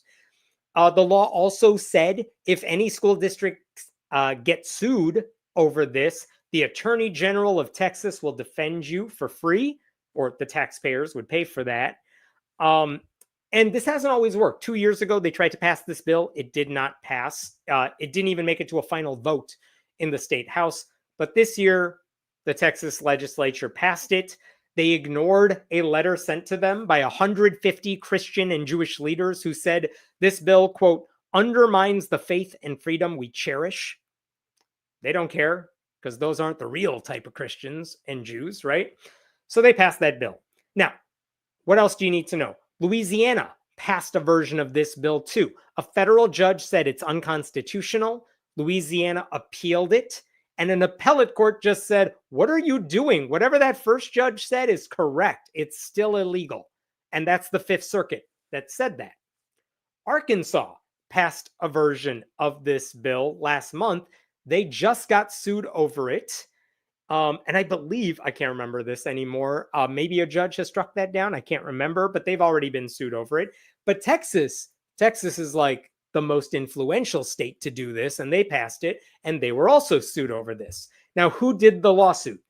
Americans United for Separation of Church and State, the ACLU of Texas, the ACLU National, the Freedom from Religion Foundation. These are the same groups that filed the lawsuits in Arkansas and Louisiana. They know what they're doing. And in the case of Texas, they said we are suing on behalf of 16 different families who run the gamut of religious beliefs. Some of them are Christians, some of them are Jews, Muslims, they have atheists in there, and they all say that if my child is exposed to this version of the Ten Commandments, you are violating my religious freedom, basically, is what they said in the lawsuit.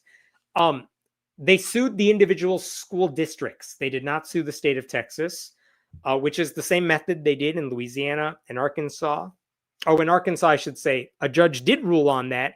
And the judge said, I am temporarily saying the Ten Commandments cannot go up in the school districts that have been sued. But that was a preliminary injunction. We're waiting for the final decision on that. And so in Texas, that's what they said. School starts in September. And in Texas, they said, we need a response before like September 1st, I think, because that's when the law goes into effect. And so they needed a judge to rule on it pretty quickly because they need to know, the schools need to know what they should do about this by September 1st. Okay, so that's where we were at. I'm skipping over a bunch of things, but that's the idea. So the other thing I got to tell you is this lawsuit filed by the Church-State Separation Group, what they said is the argument they've been making in these other states too. They said, look, there was a law passed in Kentucky decades ago, and the Supreme Court said, let's put the Ten Commandments up in public spaces. It was called Stone versus Graham. And the Supreme Court said, you can't do that. It's totally endorsing religion. So that's unconstitutional. And what this lawsuit in Texas said is that ruling is still in effect. The Supreme Court has not overturned that decision. So based on Stone versus Graham, the Texas law is also unconstitutional. They also said, hey, Louisiana passed a law just like this, and the Fifth Circuit Appeals Court already said it's illegal. It's unconstitutional. And guess what? Texas is under the umbrella of the Fifth Circuit. So we've already had this decision. So just apply what that Fifth Circuit decision said to Texas.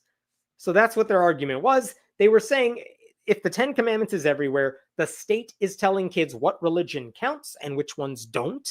And they're sending a message that if you're not from the right type of Christian family, you're a second-class citizen.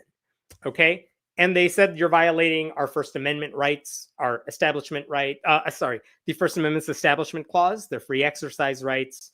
But they were asking, hey, weigh in before September 1st so these school districts know what to do. And that is what Judge Fred Bieri did this week. And if you're not familiar with this guy, I figured I would show you this first, because in 2013, Fred Bieri released one of the best opinions in a case that is totally unrelated to this that you will ever read. And I need to show you this because it's glorious. Look at the date. It's 2013. And this is about like a topless bar or something in San Antonio. I don't even know the details, but watch how much fun the judge has with his ruling. An ordinance dealing with semi-nude dancers has once again fallen on the court's lap. The city of San Antonio wants exotic dancers employed by the plaintiffs to wear larger pieces of fabric to cover more of the female breast. Thus, the age-old question before the court, now with constitutional implications, is, does size matter? This guy does this the entire decision. He loves his jokes. He loves having fun with the material in front of him. And I only say that to you because I will tell you, when I heard about what this judge said in the Ten Commandments case, my first thought is, okay, spoiler, he said it's unconstitutional. And that's what I saw in the press releases from all those church-state separation groups. But then I started reading the ruling, and I swear to you, I spent so much time reading it. And I'm not a lawyer, but it was so much fun to read. Because you could tell this is a man who clearly decided this case like forever ago. But you know, he just sat there for a while like, how can I have fun with the writing of this ruling? So let me show you some of this decision here. So after we get through the cover page and all the boring stuff, we get to the meat. In the beginning. And you see the number 1 footnote there. If we scroll to the bottom, Genesis 1:1. You know he's writing this for the Christians who are going to be super mad at what he decides. But if I go down to some of this, one of the things that gets really fun is, where did this go? Here we go. First, he just starts off by saying, what if we were not talking about Christianity, but we were talking about a different religion? Imagine the consternation and legal firestorm were the following fictional story to become reality. And now he just makes shit up. Hamtramck, Michigan. Being a majority Muslim community, the city council and school board have decreed that beginning September 1st, 2025, the following teachings of the Quran from these chapters and verses shall be posted in all public buildings and public schools. And basically what he is citing are actual verses from the Quran that are basically their versions of the Ten Commandments. Like, look at the second paragraph. For your Lord has decreed that you worship none but him. Right? That's the first commandment. And honor your parents. If one or both of them reach old age in your care, never yell at them, rather address them respectfully. So yeah, obey thy mother and father. It's the Ten Commandments, but it's the Islamic version of it. And he says, while we the people rule by a majority, the Bill of Rights protects the minority Christians in Hamtramck, in the city, which I'm told by commenters is a real place that I don't know how to pronounce, and those 33% of Texans who do not adhere to any of the Christian denominations. So already he's like, you guys, if this were a majority Muslim community that wanted to do this, all of you know exactly what your reaction would be. You would flip the hell out over it. So what the hell are we doing here? So already I like this judge. Then he continues, part 2. Eternity is a long time. Diversity of Homo sapiens, religious and life after death beliefs. He's now going to take us on a journey through the history of humanity and religion. Oh my God, what is this man do? You could have issued this ruling on a note card 2 weeks ago, but Fred Bieri was sitting at home for like the past week, like prosing this up. Let us keep reading. Though most of the 8 billion Homo sapiens have no knowledge they are traveling 66,000 miles per hour around the sun, they have evolved over several million years, another knock on conservative Christians, to be the only species which knows it will die. He goes on to say, oh, thank you. Hamtramck. Thank you. And now I'm done saying that city's name. He goes on to say, in the past 10,000 years of human societal development, Oh, I'm sorry. No, let me back up. It was better before. Not wanting their existence to end, Homo sapiens developed a multitude of theories and hopes encompassed in thousands of religions of how they can avoid returning to the earth from whence they and other species came. Or, as the country western song says, he's now quoting, who is it? Kenny Chesney? He is quoting, look at that footnote right there, Kenny Chesney. Or as the country western song says, everybody want to go to heaven, but nobody want to go now. In the past 10,000 years of human societal development, those belief systems have included the multiple gods of this civilization and this one. And there's another religion and a whole bunch of other religions, to name a few. And he basically says there's a lot of religions out there. And by the way, he even says, on the other hand, some Homo sapiens, known as atheists, believe they know the only truth, that there is nothingness after physical death. So thanks, he's including us as well. Then we get to a section called Grace and Torture. I don't even know what this case is about anymore. This dude is just riffing at this point because he just has a lot to say, but he doesn't have a Substack. He's just like, all right, well, I got a legal decision I could write. Let me throw in my drafts from my book. I like this. While religious institutions bestow many blessings and try to alleviate suffering, those acts of grace are neutralized by religious Homo sapiens who exhibit an historical and continuing pernicious and pervasive tendency to kill other humans and confiscate the property of those, sometimes even within the same religion, who do not believe as they do. This man goes on for a while, and then he summarizes where we are at now with a reference to Sonny and Cher. That violent history gives rise to the question, haven't we evolved? Other than size and longevity, the answer clearly is, of course not. The beat goes on. Thanks for that reference. Okay, I will skip ahead. I'm not going to read the entire thing here, but then we get into the American colonial religious experience where he talks about what is religion like in America before it was founded as a country, where he talks about Christians persecuted other Christians. And you know what? He even says bad things happen when a government run by one group of people and religion join hand in hand. And to make that point, he actually includes a picture that I must show you. If I scroll down here we go. Government and religion holding hands. One picture from the modern era speaks silently and poignantly on the danger of majoritarian government and religion holding hands. Let me zoom in on this picture. Oh my God. He's just clip arting these pictures in here. That, by the way, is Hitler greeting Reich Bishop Ludwig Müller and Abbot somebody as honorary guests at a Reich Party rally for unity and strength in 1934. His point is, when the government and religion go hand in hand, bad things can happen. And listen, if you are a Texas lawmaker and you are reading through this and you're already pissed off at this judge, he knows it. And he's like, let me see how much further I can go. You want a picture of Hitler? I got a picture of Hitler for you. Then he brings up conflicts in Israel and Iran. And he just says, when you have government and religion mixing, a lot of people are left out entirely, or they are pressured to abandon their religious beliefs in order to profess the one you want. And as we are going through all this, and he is saying all this, I'll just show you. The debate continues through American history. We are on page 12 of 55.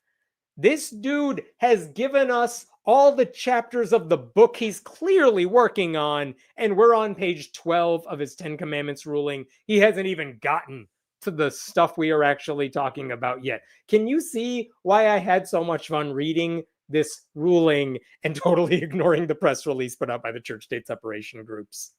So eventually the judge gets around to making the very obvious point that the United States, ever since we were founded, has respected church-state separation. Our tradition backs that up. Our history backs that up. And importantly, legal precedent backs that up.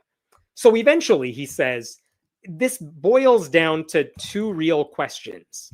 Okay. And let me see if I can pull them up for you here. After he goes through all of this, he says there are two things we basically got to answer.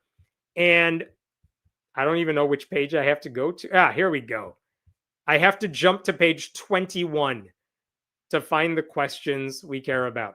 The current case. Now we get to the stuff everyone's actually wondering about. The current case. The court finds the issues before it can be distilled as follows: exposure versus coercion. And what he means by that is the Texas lawmakers say, we're not trying to indoctrinate you with the 10 Commandments. We just want kids exposed to it so they can understand our country was founded on these principles. We just want to expose them to it. Whereas the church-state separation side says, you're trying to convert them into Christianity.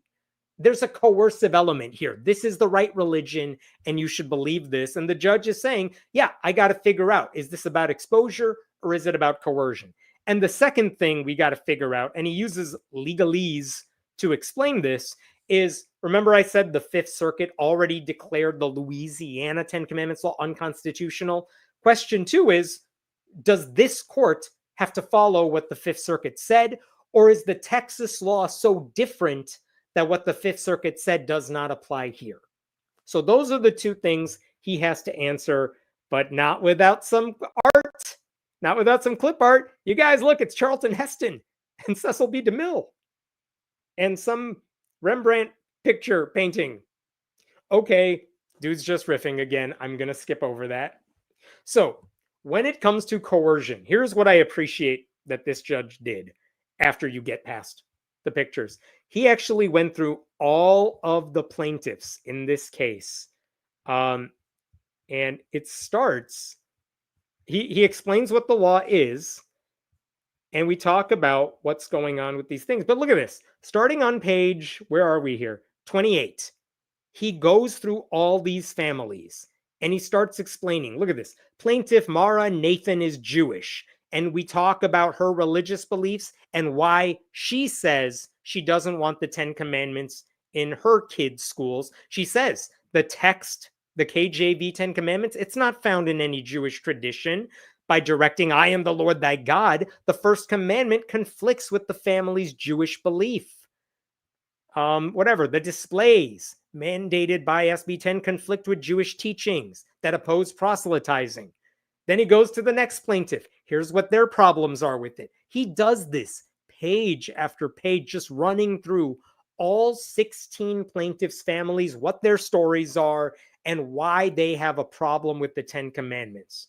And just to tell you a couple things, I told you about what that Jewish family said. There's another group of people who say that the 10 Commandments will impose one set of religious values and beliefs on their kid over their family's values. Another family says the text of the 10 Commandments, the KJV version, treats some people as property and includes patriarchal and gendered language, which conflicts with their Baptist beliefs. And so it goes on like this for a while. All of these plaintiffs, he says, basically have these strong faith-based or secular-based reasons for not wanting their kids taught that the 10 Commandments they will see in their classrooms are some sort of universal truth. So he says, ultimately, this is clearly coercive. You want these kids to believe this version of the 10 Commandments, the KJV version, is the right version.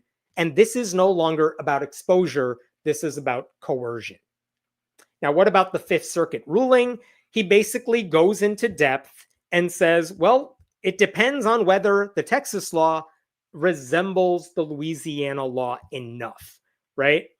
And so what he says, I won't show you it in the thing anymore, but he says, look, the Texas posters, they're actually larger than the ones in Louisiana. This is interesting. In Louisiana, the law said there has to be a disclaimer underneath the posters saying this has historical relevance. It's not about pushing religion on you.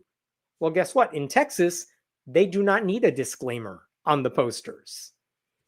And so for those reasons and a couple of other technical ones, the judge says if the Louisiana law was declared unconstitutional and the Fifth Circuit said you can't do that, Well, then the Texas law is way more extreme, even though it's doing the same thing. So the Fifth Circuit ruling applies to us as well.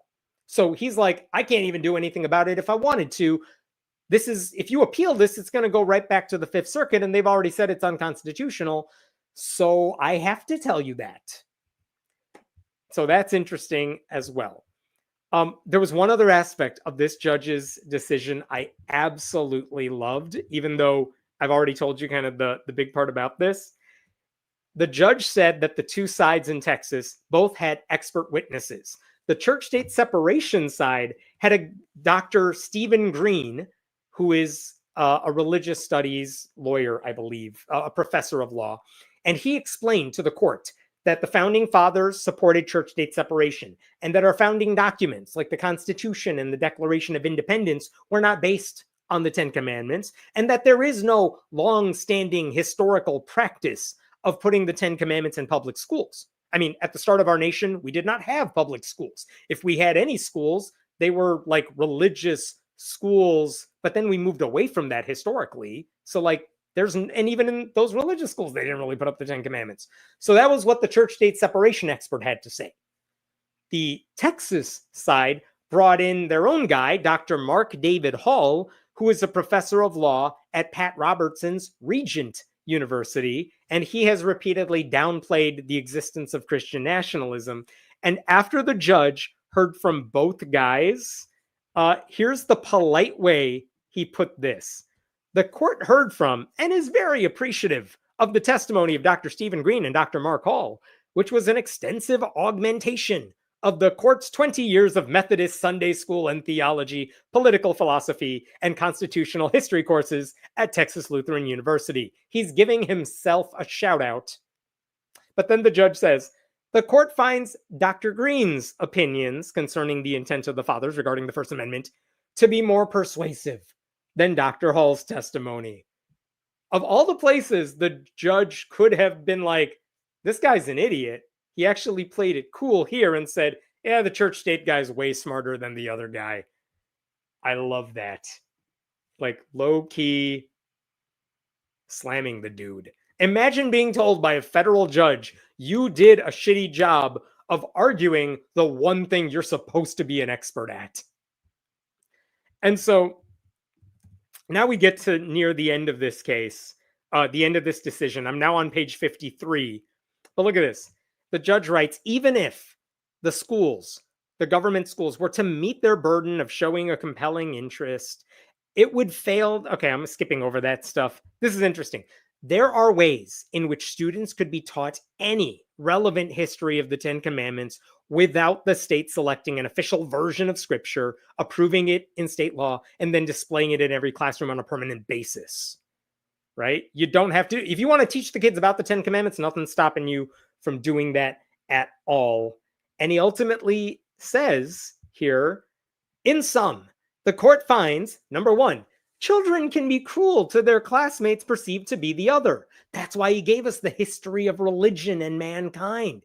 If you're part of the outside group and you're not in the majority religion, people can be assholes. And he's like, we don't want to exacerbate that. Number two, the testimony of Dr. Green is more persuasive because that guy from Pat Robertson's school was a dumbass. Number three, SB 10 crosses the line from exposure to coercion, which is one of the things you definitely cannot do. And number four, the Fifth Circuit's ruling is binding on this court. And therefore, like, to hell with your stupid law. It's illegal. Now, what the judge said is that this only applies because you guys needed a quick decision. So after I gave you the text of the novel I'm working on, this only applies to the school districts those kids in the lawsuit are attending. Now, what do the rest of the school districts in Texas have to do? Right now, we don't know. Again, September 1st, the law goes into effect. Right now, we don't know what those other schools are supposed to do. Are they going to put up 10 Commandments posters because they were not part of this lawsuit? Or what? Maybe a decision will come down before then. But for now, this ruling only applies to the school districts in the lawsuit. But you knew this judge wasn't going to close this without saying something fun. So even though The 10 Commandments would not be affirmatively taught. The captive audience of students would have questions, which teachers would feel compelled to answer. That is what they do. Teenage boys, being the curious, hormonally driven creatures they are, weirdly sexist, but okay, might ask, Mrs. Walker, I know about lying, and I love my parents, but how do I do adultery? Truly, an awkward moment for overworked and underpaid educators who already have to deal with sex education issues. And a classic example of the law of unintended consequences in legislative edicts. Notwithstanding the sausage making process of legislation, blah, blah, blah. Listen, there are things you could do, he says. If you want to avoid a lawsuit here, there are so many ways you could have not been sued over this. Look at what he says here. You could have posted multiple versions of lessons of behavior from many cultures, melded into the American motto of E pluribus unum, a concept currently in decline, in case you were wondering what the judge thought about our original unofficial motto. For example, the 5 moral precepts of Buddhism: abstain from killing, stealing, engaging in sexual misconduct, lying, and intoxicants. You could have put that on the walls, but you didn't. Or, what else does he say? You could have said, do unto others as you would have them do unto you. Be kind, be respectful. The golden rule. You could have put that on the walls. Or number 3, he says, all I really needed to know, I learned in kindergarten, which is a poster I had in my classrooms when I was growing up. And he describes what that poster says, because it's just good principles. Why didn't you put that up? You could have done that, gotten across the same message as the 10 Commandments, but you would not have faced a lawsuit. And then he says, all right, here's what I'm deciding, blah, blah, blah. And then it is so ordered. And then he closes this whole thing with this. For those who disagree with the court's decision and who would do so with threats, vulgarities, and violence, a grace and peace unto you. May humankind of all faiths, beliefs, and non-beliefs be reconciled one to another. Amen. He closed the decision with amen.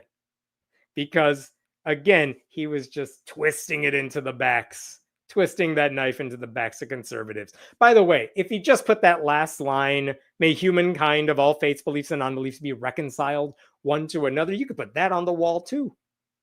So, where are we at after all this? The 10 Commandments proponents are now 0 for 3 in trying to force their religion into public schools. There will no doubt be more states trying this and more legal appeals. But right now, every judge who has seen these cases has knocked them down because existing legal precedent says you can't have that. And by the way, all of the judges have made very clear, because they're all talking to like Neil Gorsuch, and they're all saying there is no history or tradition of putting the 10 Commandments in public schools. So not only is it religious, there's nothing traditional about it. So, hey, Supreme Court, eventually, when this comes across your lap, you're not allowed to say there's tradition here, because there isn't. And every single one of us is saying the exact same thing about that.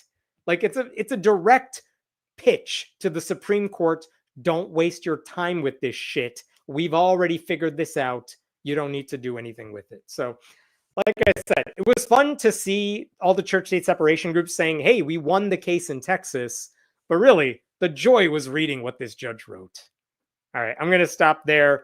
What do we got? Questions here before I move on.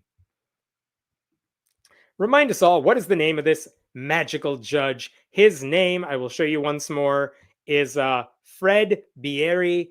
He is a Clinton-appointed judge. The man is older. He's an older dude. But man, he's fun to read. What else we got here? I'm going to cite this opinion in my next brief. Robin, I don't even know what your next brief is about, but please do it. And apparently just toss in excerpts from whatever novel you're working on, because that's a thing you can do. I would love to see a TikTok challenge where students ask their teachers what adultery means.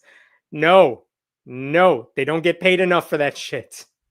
Let the students ask the questions and then end the reel. End the TikTok. We're done. Hamtramck is a real city in Michigan. It is. All right, I'm moving on to a different thing. Goodbye, Fred. Okay, let me move to a different story here. So this happened about a week ago in Texas. Again, this has nothing to do with the redistricting stuff that is happening there, and it doesn't have to do with the Ten Commandments. But about a week ago, the Texas Senate opened its session with a Christian invocation. And there's two things about the Christian invocation that I want to tell you about. The first is it was delivered by State Senator Angela Paxton, who happens to be the former wife of the wildly corrupt Attorney General of Texas, Ken Paxton, whom she recently divorced on biblical grounds, which is the greatest excuse for saying this dude is a horrible monster.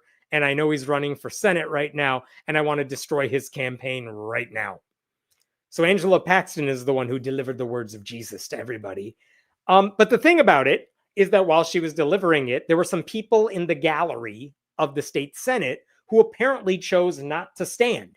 Maybe because they don't really have a lot of respect for Angela Paxton, or maybe they don't care about the invocation. I don't care about the invocation. I'm not going to like stand up and yell while you say it, but I'm not going to stand up and like, I don't know, put my hand over my heart for it. And guess what? That's a totally normal thing to do. You don't have to stand for the invocation. You don't have to say the invocation. You don't have to sing the national anthem or put your hand over your heart and stand up at a baseball game when they're doing that either. But be polite while other people do it. You know what I mean? So that was thing one. Angela Paxton gave the invocation. The second thing to tell you about that invocation is after she finished, the lieutenant governor of Texas, Dan Patrick, he basically delivered a lecture to all those people in the stands who did not stand for the invocation.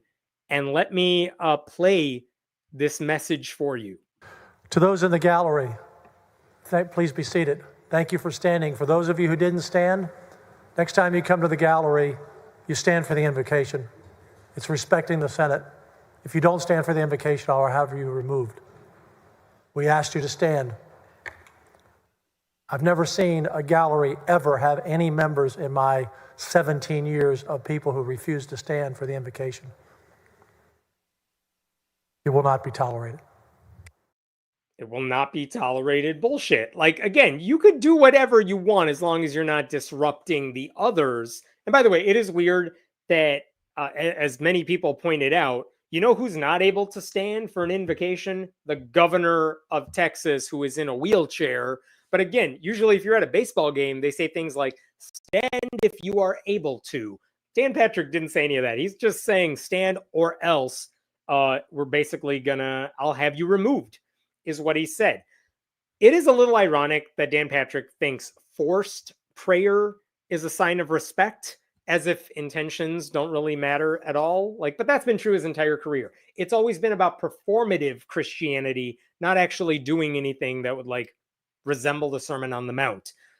Dan Patrick's own website brags about how he got "In God We Trust" signs put in the Senate chamber, and how he got the words "under God" into the Texas Pledge of Allegiance, which is a whole thing, all while supporting policies that hurt the most vulnerable people in the state.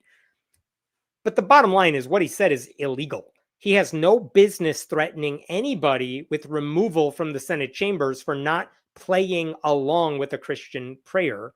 I appreciate what one Democratic state senator said. Let me show you this. This is from Senator Sarah Eckhart, who said, just a quick reminder, the First Amendment protects your right to stand or not stand for prayer in the Texas Senate. Don't be bullied. And now the Freedom from Religion Foundation has sent a letter to Dan Patrick, and they're basically saying, what the hell are you talking about? Look at this paragraph at the top. Your threat is unconstitutional and discriminatory. Citizens have the right to attend legislative proceedings without being coerced into religious observance. And this is the story of Texas right now. It's all about them coercing you into their beliefs, and they don't care about what your beliefs are. Your assertion that standing is merely a sign of respect for the Senate does not change the constitutional analysis. So this goes on for a while, but they basically ask at the very end of this, we urge you to immediately retract your statement and make clear to the public that the government will not require people to stand or otherwise participate in prayer at the Texas Senate, which I appreciate that FFRF is asking him to do. I have no qualms that he's actually going to do it. I know he's not going to respond to that. He's still going to be a dick about it because, again, it's Texas. It's what they do. But one of the things that attorney for the Freedom from Religion Foundation pointed out that I thought was really interesting is that they brought up the fact, I'm trying to pull this up and it's not showing up here. Here we go. In 2007, Dan Patrick himself was a state senator. And this is interesting. At the time, another Republican in the state Senate invited a Muslim person, a Muslim cleric, to deliver the invocation.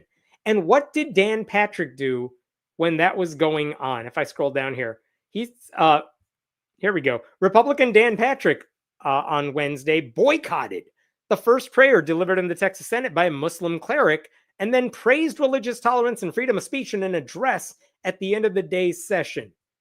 I think that it's important that we are tolerant of people of all faiths, but that doesn't mean we have to endorse all faiths, and that was my decision, he said later.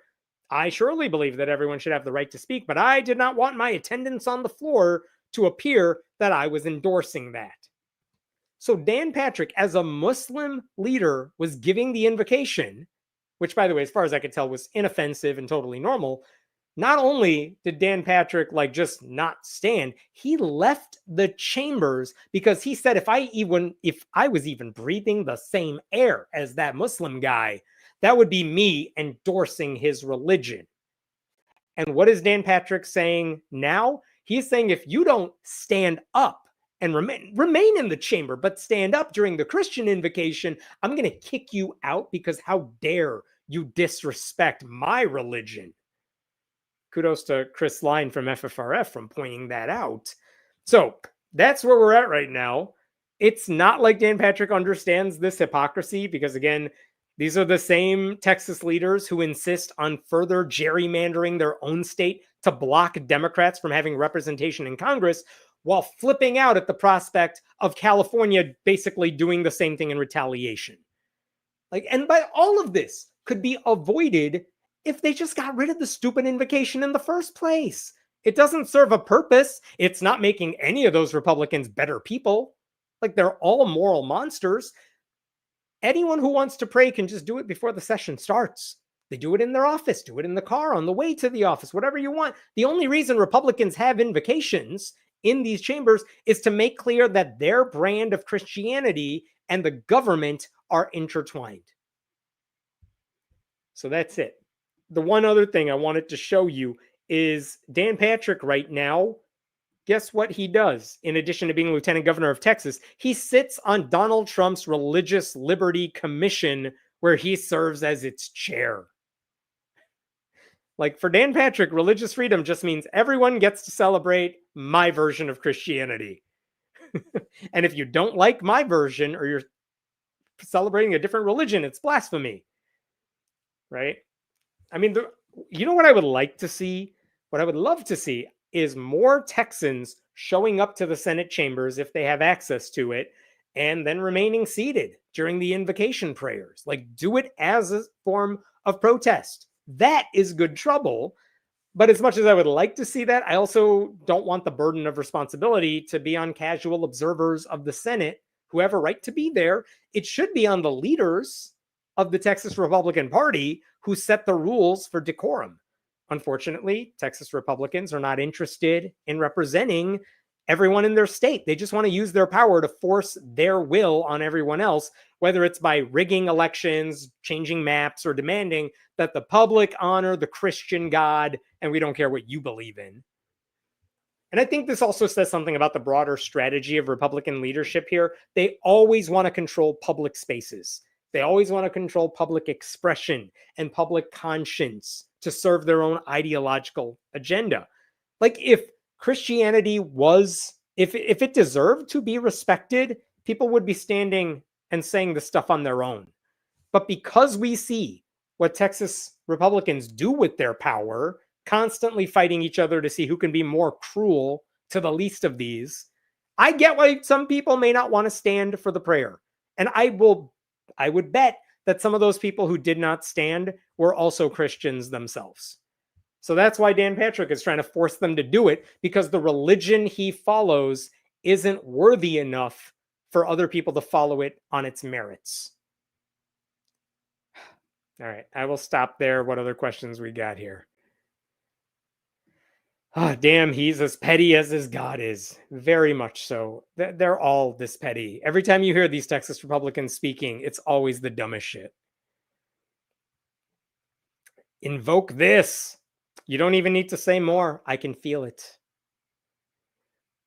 I would just, I'd go just to not stand next time. That's the thing. Do I want random people to go there and not stand as a form of protest? Because I don't want them to get kicked out and have to deal with that hassle. But also, I kind of do. I don't live there. Maybe someone else can do it. All right, I'm jumping to another story here. This one also involves a bizarre lawsuit. Okay.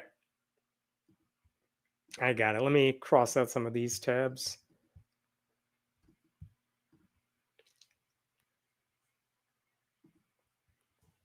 I want to talk about a different federal lawsuit. This one involves Ryan Walters, the superintendent of public instruction in Oklahoma. I made a video about this not that long ago, but there's a resolution now and there's an update to the story. So I got to remind you what I'm even talking about. Because Ryan Walters recently sued an atheist group, and it was the dumbest lawsuit you will ever see. And now a judge has weighed in on this. Basically, here's what this lawsuit is about. In 2018, the Freedom from Religion Foundation found out that there is a football team at a public high school in Oklahoma City, at the Putnam City High School. At Putnam City High School, their football team had a school team chaplain, and that chaplain was leading the team in prayer. And according to an article in a local newspaper at the time, the chaplain even said this, and I want to show you this. Here's what the chaplain said. If it's because their parents don't care, then we'll have somebody there who does care, the chaplain said. And if the Lord opens the door, we'll share the gospel with them. The chaplain is basically saying, if these kids want to convert, well, I'm going to be there to help them out. That's why I'm the chaplain of the football team. And so the Freedom from Religion Foundation said, look, it's not okay that a public school football team has a team chaplain. And it's definitely not okay when this chaplain is openly bragging about his real intentions here. Like, you can't have this at a public school. So what did the Freedom from Religion Foundation do?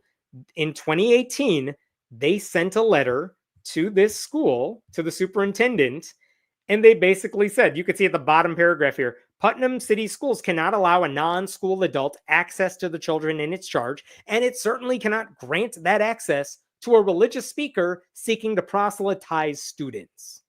And what did they do at the end? It was a simple request.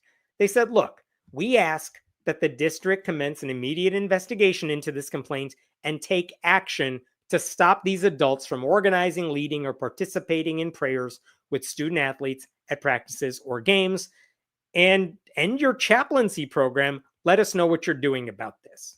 Now, if you're not familiar with the Freedom from Religion Foundation, what you just saw there, that letter, it's kind of typical.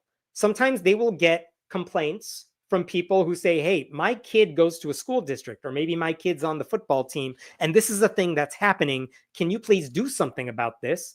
And sometimes, like in this case, there is an article in the press that spells out exactly what this person is complaining about because the chaplain's openly admitting it.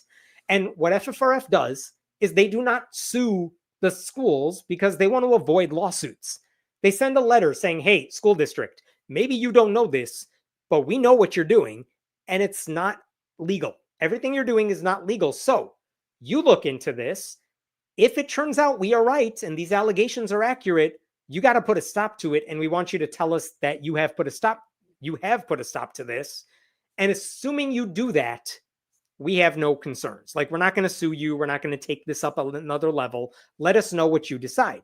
And by the way, if the school districts do not respond or do not do anything, it's a lot harder to file a lawsuit at that point. But again, you don't want to file a lawsuit. You just want to fix the damn problem. But guess what happened in this case? According to FFRF, after they sent that letter to the school, they announced later on, you could check this out, FFRF was assured by a lawyer for the district, that new procedures had been put into place and that the athletic staff has been instructed that the practice of allowing access to students and engaging in prayer before any game would cease immediately. Okay, so the school wrote back and said, yeah, we looked into it. Don't worry, it's not going to happen again. And FFRF is like, cool, that's all we asked for. Thanks for taking care of it. Bye. So that seems like a non-issue. I mean, if you haven't heard about it, why would you? There was a problem. FFRF said, hey, there's a problem. The school district took care of it. As far as I know, that's the end of the story. Let me share now one more story with you, because it turns out in 2024, FFRF wrote a warning letter to a different superintendent, this time the superintendent of the actually public schools.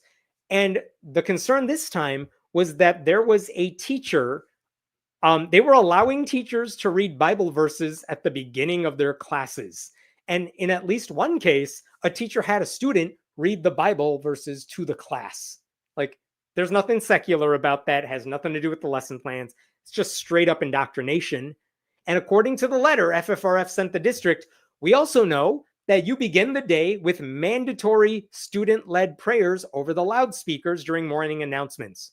Like, you can do a moment of silence, but you can't have kids reciting prayers over the intercom, and that's what this school district was doing. It took place at the elementary school and the high school, and FFRF added in their letter that students can't skip these prayers because it's happening after the first period bell has already rung.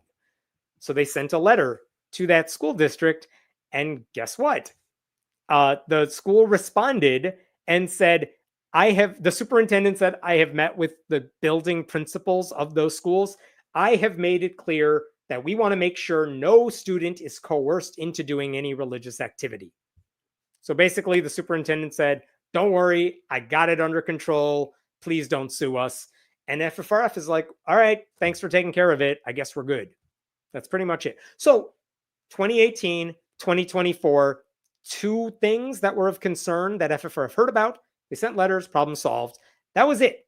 FFRF did not file lawsuits. They just sent warning letters explaining what the law says and why the school district was doing something wrong. At no point did FFRF say kids could not pray on their own. They just said school-sponsored prayers are illegal. They told the district, nothing the Supreme Court has done in recent years negates any of this that we're saying. And both districts appeared to know they crossed the line because they told FFRF, we will put a stop to this. And then this past April, Ryan Walters was furious because, again, Ryan Walters is all about how can I make a culture war issue all about me. So he took those two incidents, which happened in 2018 and 2024, and got resolved very quickly. And he said, you guys, that has gone too far. I'm going to sue the Freedom from Religion Foundation. And this is the video he made at the time. Today in Oklahoma, we're fighting back. I've got this lawsuit that I filed today against the Freedom from Religion Foundation. They're a group of radical atheists that continue to attack our students and teachers in the state of Oklahoma. Well, never again. These radical atheists can find somewhere else to go because we're not going to allow them to harass our students and teachers for freely expressing their religious beliefs. This lawsuit will continue to ensure that in Oklahoma, your rights will be protected. Our teachers and students can absolutely pray if that's what they choose to do. So freedom from religion, we will see you radical atheists in court. Radical atheist. Every time someone says that, I always want to know who's not a radical atheist, like, because they just treat every atheist as a radical atheist. Anyway, the right way to respond to that video is, what the hell is he talking about? I don't know. Like, FFRF has never gone after anybody, teachers, students, for like freely expressing their religious beliefs, as he said. They've only gone after people like Walters, who try to shove their Christianity down everybody's throats. But like, the lawsuit had to be about something, right? Like if it wasn't just about retaliation or getting attention for himself, on what grounds was he suing FFRF? So according to the actual lawsuit he filed, he said those letters warning the school districts that they were violating the law were violating the law. Like it was seriously his entire argument. He never explained why FFRF's complaints were invalid. He just said, my job is to protect individual religious freedom, and those warning letters stifled the ability for students and teachers to practice their faith. And then he said the courts had to step in to stop FFRF's threatening and harassing behavior. Like, that's seriously how stupid this was. And near the end of the lawsuit, he said something that just was astonishing to me. And of course, I've lost it now. Yeah. Can I not find it the one time I actually need it? Maybe I can't. Okay. Oh, here we go. There we go. Sorry for the delay. Look at number 23. By statute, the Oklahoma State Department of Education is charged with promulgating academic standards. These standards have historically included examining the role religion and religious documents, particularly when in context of the founding of our nation. I'm going to back out of this because I don't know what he's talking about. But he basically said the Supreme Court has long recognized the secular value of religious texts, including the Bible, in school settings. Here we go. I found it. It was number 42. Let me go back here. Check this out. The Supreme Court precedent has long recognized the secular value of religious texts, including the Bible in school settings, as well as the secular value of chaplains as mentors and counselors in government-run institutions. But again, I ask you, what the hell is he talking about? Because, yeah, the Bible can be studied in a secular way, but the key word there is secular. Like reciting Bible verses over the loudspeaker at the beginning of school for the sake of indoctrination with no connection to anything in a lesson, that's what was happening at that school district. That's not okay. And yes, Christian chaplains can be useful in a secular way, but proselytizing to a football team, which is what was happening in that other Oklahoma school district, is still forbidden. So in short, Walters was just mad that the Freedom from Religion Foundation dared to defend the law when Ryan Walters' goal has always been to just tear down the law entirely to suit his own needs. And so the Oklahoma Department of Education's attorney said FFRF is interfering with Ryan Walters' duty to oversee the public schools and their duty to implement curricular standards and investigate any complaints levied against an Oklahoma school and advocate for its students and parents. And listen, you don't need to be a lawyer. I'm not a lawyer. You don't need to be one to understand how dumb all of that is, because they did not explain why religious proselytizing is legal, because they couldn't. But they were just going after FFRF for warning the schools on behalf of people who attend those schools that what they were doing is illegal. I don't know. Walters even said in his press release at the time, which is a dumb Facebook post, but I will show you this. This is how he shared it when he announced this. Oklahoma State Department of Education. Walters says, "We won't stand idly by while atheists try to erase faith." They're not trying to do that. Why are you this dumb, Ryan? Seriously, I know I made a video that said you probably were not watching adult videos while you were on the job, but seriously, we would all be better off if you just started watching adult videos while you were on the job. Anyway, so that's what he did. He filed this lawsuit. And I was kind of annoyed that when I saw articles about Ryan Walters suing FFRF, none of them really mentioned that he was full of shit. They just did exactly what he wanted, which is Ryan Walters sues atheist group. But again, you can't stop FFRF from telling districts they're breaking the law. And by the way, you can't stop FFRF from suing those districts if they are breaking the law continuously. They never had to sue because the warning letters prevented that from happening. So Walters wanted attention The headline said he's suing an atheist group, so he got that attention, helps him build credibility with Christian nationalists. He also got in a few one-liners about like Oklahoma will never be bullied by radical out-of-state atheists who use intimidation and harassment against kids, which is a thing that never happened. And what the hell are you talking about? Anyway, he sued. And the question is, well, then what's a judge going to do about all that? And I will say in May, the Freedom from Religion Foundation asked the court to throw out Ryan Walters' lawsuit. They said he had no legal standing to file it, that the federal courts had no business stepping in since no federal laws had been violated, that the lawsuit was frivolous and targeted FFRF's First Amendment rights, and that Walters wasn't even saying anything legal. He wasn't making any legal claims that the judge could even weigh in on. So even if you gave him victory, what the hell would that even look like? Like any one of those things should have gotten the whole lawsuit dismissed. And FFRF was saying all of them are happening. And in response to that argument, Walters' office offered up 20 pages of nonsense. They said, we do have legal standing because school districts sometimes ask us to help them out. Not in those cases, but sometimes they do. They said the federal courts needed to step in because FFRF is interfering with Ryan Walters being able to run the public school system. How? No one knows. He said this is not a frivolous lawsuit because FFRF has, quote, threatened and will continue to threaten the free exercise rights of Oklahoma students and parents. How? I don't know. And he said, we do have a legal claim because victory will stop FFRF's endless stream of cease and desist letters it routinely sends to Oklahoma public schools. FFRF wrote to those schools and said, hey, you're doing something illegal. Maybe you don't know it, but we're telling you why it's illegal. Let us know if you're going to stop it. And both of those districts said, oh, hey, you're right. We will stop it. And that was the end. I don't know what Ryan Walters is talking about. So why am I telling you all this now? Because recently, the judge in this case finally weighed in on the story.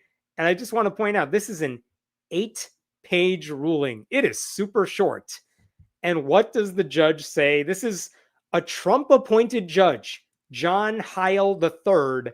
And he basically said, and I'm paraphrasing here, Ryan Walters, what the hell are you talking about? Look at this. Look at this passage here on page 5. How does FFRF's letters interfere with your authority or ability to administer Oklahoma's public schools? In what way are you precluded from administering Oklahoma's public schools because of FFRF's letters? What have you intended to do but been unable to do because of FFRF's letters? The complaint does not answer these questions. Ryan Walters, you have not alleged that you have suffered any kind of injury. Your generalized statement of injury is nothing more than conjecture. That's a Trump judge saying, why are you wasting my time? Unbelievable. I love it. I love it almost as much as I love the last segment's judge. And then look at this near the end. Sorry, this is also page 5. Further, Ryan Walters says when school districts are accused of violating either the Oklahoma Constitution or the policies, blah, blah, blah, it's my office's responsibility to address those accusations and do stuff. In essence, Ryan Walters concedes that addressing the type of letters it complains of in this lawsuit is part of your duties. Helping schools respond to FFRF's letters is your job. And yet, Ryan Walters, the plaintiff, says that they are harmed because each time a district receives one of these letters from FFRF, we have to spend valuable time and resources to address it. Both of these things cannot be true. Ryan Walters, you cannot be both performing your duties by addressing the letters and impeded from performing your duties by addressing the letters. I am shocked because this is the first time I have heard someone in the Trump orbit use logic properly. This is a Trump judge saying, Ryan Walters, I probably want to side with you, but you're a moron, which is just beautiful. And at the end of this, where are we now? We're on page 6 of this thing. This may be my favorite part. The court also notes that while Ryan Walters complains of defendants' continued interference with the day-to-day operation of Oklahoma's public schools, Ryan Walters only complains of two letters sent by FFRF to two Oklahoma public schools in the past seven years.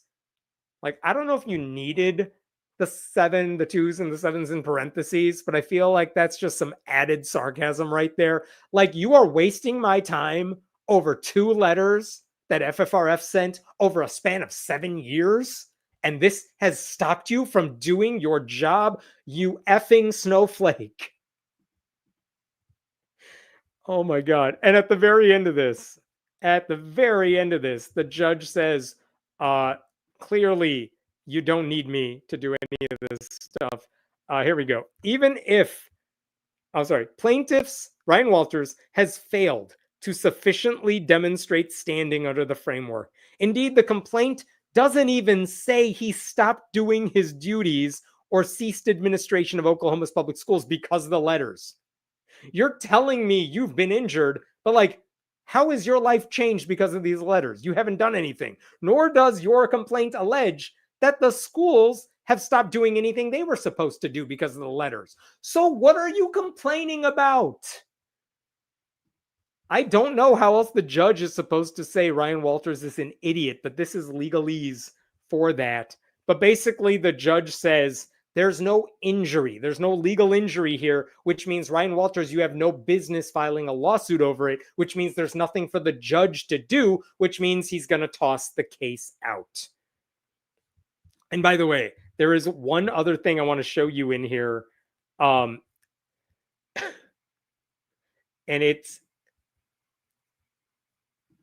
this was just funny. At one point, plaintiff's complaint, Ryan Walters' complaint, also vaguely alludes that why he's injured is the chilling effect caused by the letters, right? And they say, like, people are afraid of the consequences, blah, blah, blah. Look at the footnote. Undoubtedly, Ryan Walters has expended valuable time and resources in filing this lawsuit. However, you cannot manufacture standing by inflicting harm on themselves based on their fears of hypothetical future harm. Like, you're telling me you were injured, but basically everything you pointed to justify that is stuff you made up in your own head. So I appreciated that footnote as well. So he's lying when he says any of this has gotten in the way. The judge also noted, look, if FFRF got anything wrong in their letters when they sent the letters to the schools, those school districts could have just written back and said, hey, FFRF, you're wrong. This isn't happening at our school. They could have done that, but they did not do that either because FFRF was right. So why are you complaining about it? So it's a complete takedown of this bullshit attention-getting lawsuit filed by Ryan Walters. FFRF said this week that it's just a clear-eyed ruling revealing, quote, the absurdity of the unwarranted legal attack against FFRF. And I think more broadly speaking, it's not just an embarrassment for Ryan Walters, who, by the way, I follow on Twitter, and he hasn't said anything about this judge's ruling. That's how good it was.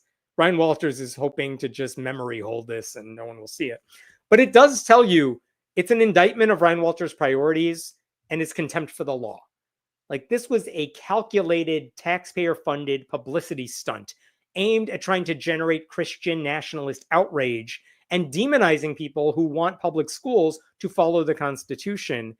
His case did not collapse because of, like, FFRF's brilliant lawyers, even though they have those. He lost because he never had a case to begin with. And the judge shows you there's nothing substantive about anything Ryan Walters is doing. And it shows you the dangerous willingness of a public official to weaponize the legal system against people who dare to support church-state separation. Like, this is what happens when you elect an idiot Republican to be the head of your public school system, because he's not trying to help the students. He's trying to he's abusing his office to start culture war battles and waste public resources to fight this battle that isn't even a battle. He's making up a fight that no one invited him to. The only thing I have left to wonder is, okay, he lost the case. I doubt he's going to appeal it because it's just going to embarrass him even more, which means how much money does Ryan Walters' office have to pay FFRF for wasting everyone's time? What are FFRF's legal fees here? Because Ryan Walters is not going to pay that. The taxpayers of Oklahoma are going to be on the hook for that.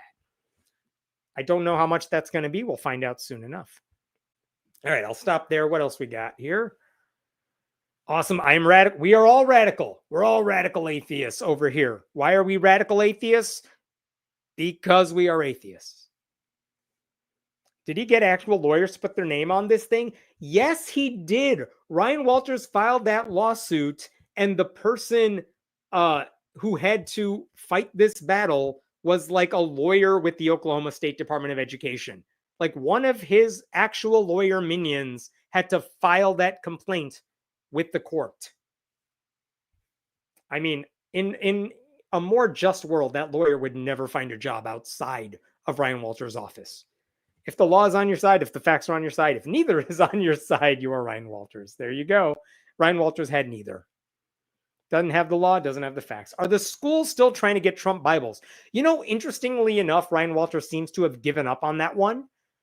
I haven't heard anything about his attempt to get Bibles into public schools in several months now. I think he did personally. I don't know where he got the money from, probably his office budget. He did try to send hundreds of them to like AP government classes. I have yet to hear of a single teacher actually using it. But right now, I think he's like, oh, this isn't getting me anywhere. All right, I'll try something else to get attention. And then the whole adult videos in his office thing happened, and he's kind of been quiet ever since. But his latest thing that he's in the news for, that he's pumping up every day, is that Oklahoma, which is ranked 50th in the nation for education on a lot of metrics, or like 48 or 49 in other ones, he just instituted a new test they got to take. If you're a teacher and you want to teach in Oklahoma, you have to pass a test that was made by PragerU, which is like a right-wing propaganda group, that tests whether you are not woke. So like the questions on the test are like, how many genders are there? And if you say anything other than 2, suggesting that there's a spectrum or that trans people exist, you don't get to teach in Oklahoma because you're too woke. Oklahoma, which by the way has a teaching shortage and can't find any teachers anyway. All right, I got one last story for you. This one might be quick. I don't even know what I really want to say about it, but this article came up this week and I just thought it was interesting. It has to do with the Johnson Amendment, and I've made a video about this recently. I'm not going to go over everything, but basically the Johnson Amendment is the rule that the IRS is supposed to enforce that says nonprofit groups cannot endorse a political candidate from the pulpit, from their place of business, whatever. They're not supposed to make political endorsements. You get a tax exemption, and in return, you're not supposed to tell people who to vote for. That's what the rule says. But as we've known in recent years, a lot of conservative Christians have hated that rule. They want to use church to be an arm of the Republican Party. They want to endorse candidates. They have endorsed Republican candidates. And then they tell the IRS, hey, guess what? We just did this. You want to come after us and revoke our tax exemption? Do it. We dare you, because they want to sue and get this in front of the Supreme Court in the hopes that the Supreme Court will say, sure, churches can endorse whoever they want to. But the thing is, it's never, the rule that the IRS has doesn't say churches can endorse political candidates. It says nonprofits cannot endorse political candidates. Planned Parenthood cannot send out a mailing telling you who to vote for, even if you think the choice is obvious from their perspective. Neither can the NRA. But white evangelical churches think this is their birthright, that they can tell you who to vote for. And the reason I talked about this not that long ago, like 2 months ago, is because basically in a court filing, the Trump-run IRS told the court, we are not going to enforce the Johnson Amendment. And so if churches want to endorse candidates, guess what? We're not coming after them. Now, the thing you need to know about that is the Johnson Amendment is still on the books. They haven't taken that out. But a guy who runs the IRS is basically saying, we're closing our eyes whenever anyone violates it for the time being. So it's open season for right-wing churches to tell you which Republican to vote for. And that's why that news was so disturbing 2 months ago, because even though the IRS has never historically gone after churches that tell you who to vote for, they were supposed to. They said they would do it, but they never have. And there's no evidence they've ever taken action when a church has done that. But now the IRS is saying, yeah, listen, we're not going to do anything. Now, what happens if there is a Democratic administration in the future? Like that's ever going to happen again? If that were to happen, the new IRS commissioner could just say, the rule's on the books and we're going to enforce it. But for now, the Trump IRS says we're not going to enforce it. Okay, so that's what we talked about a couple of weeks ago.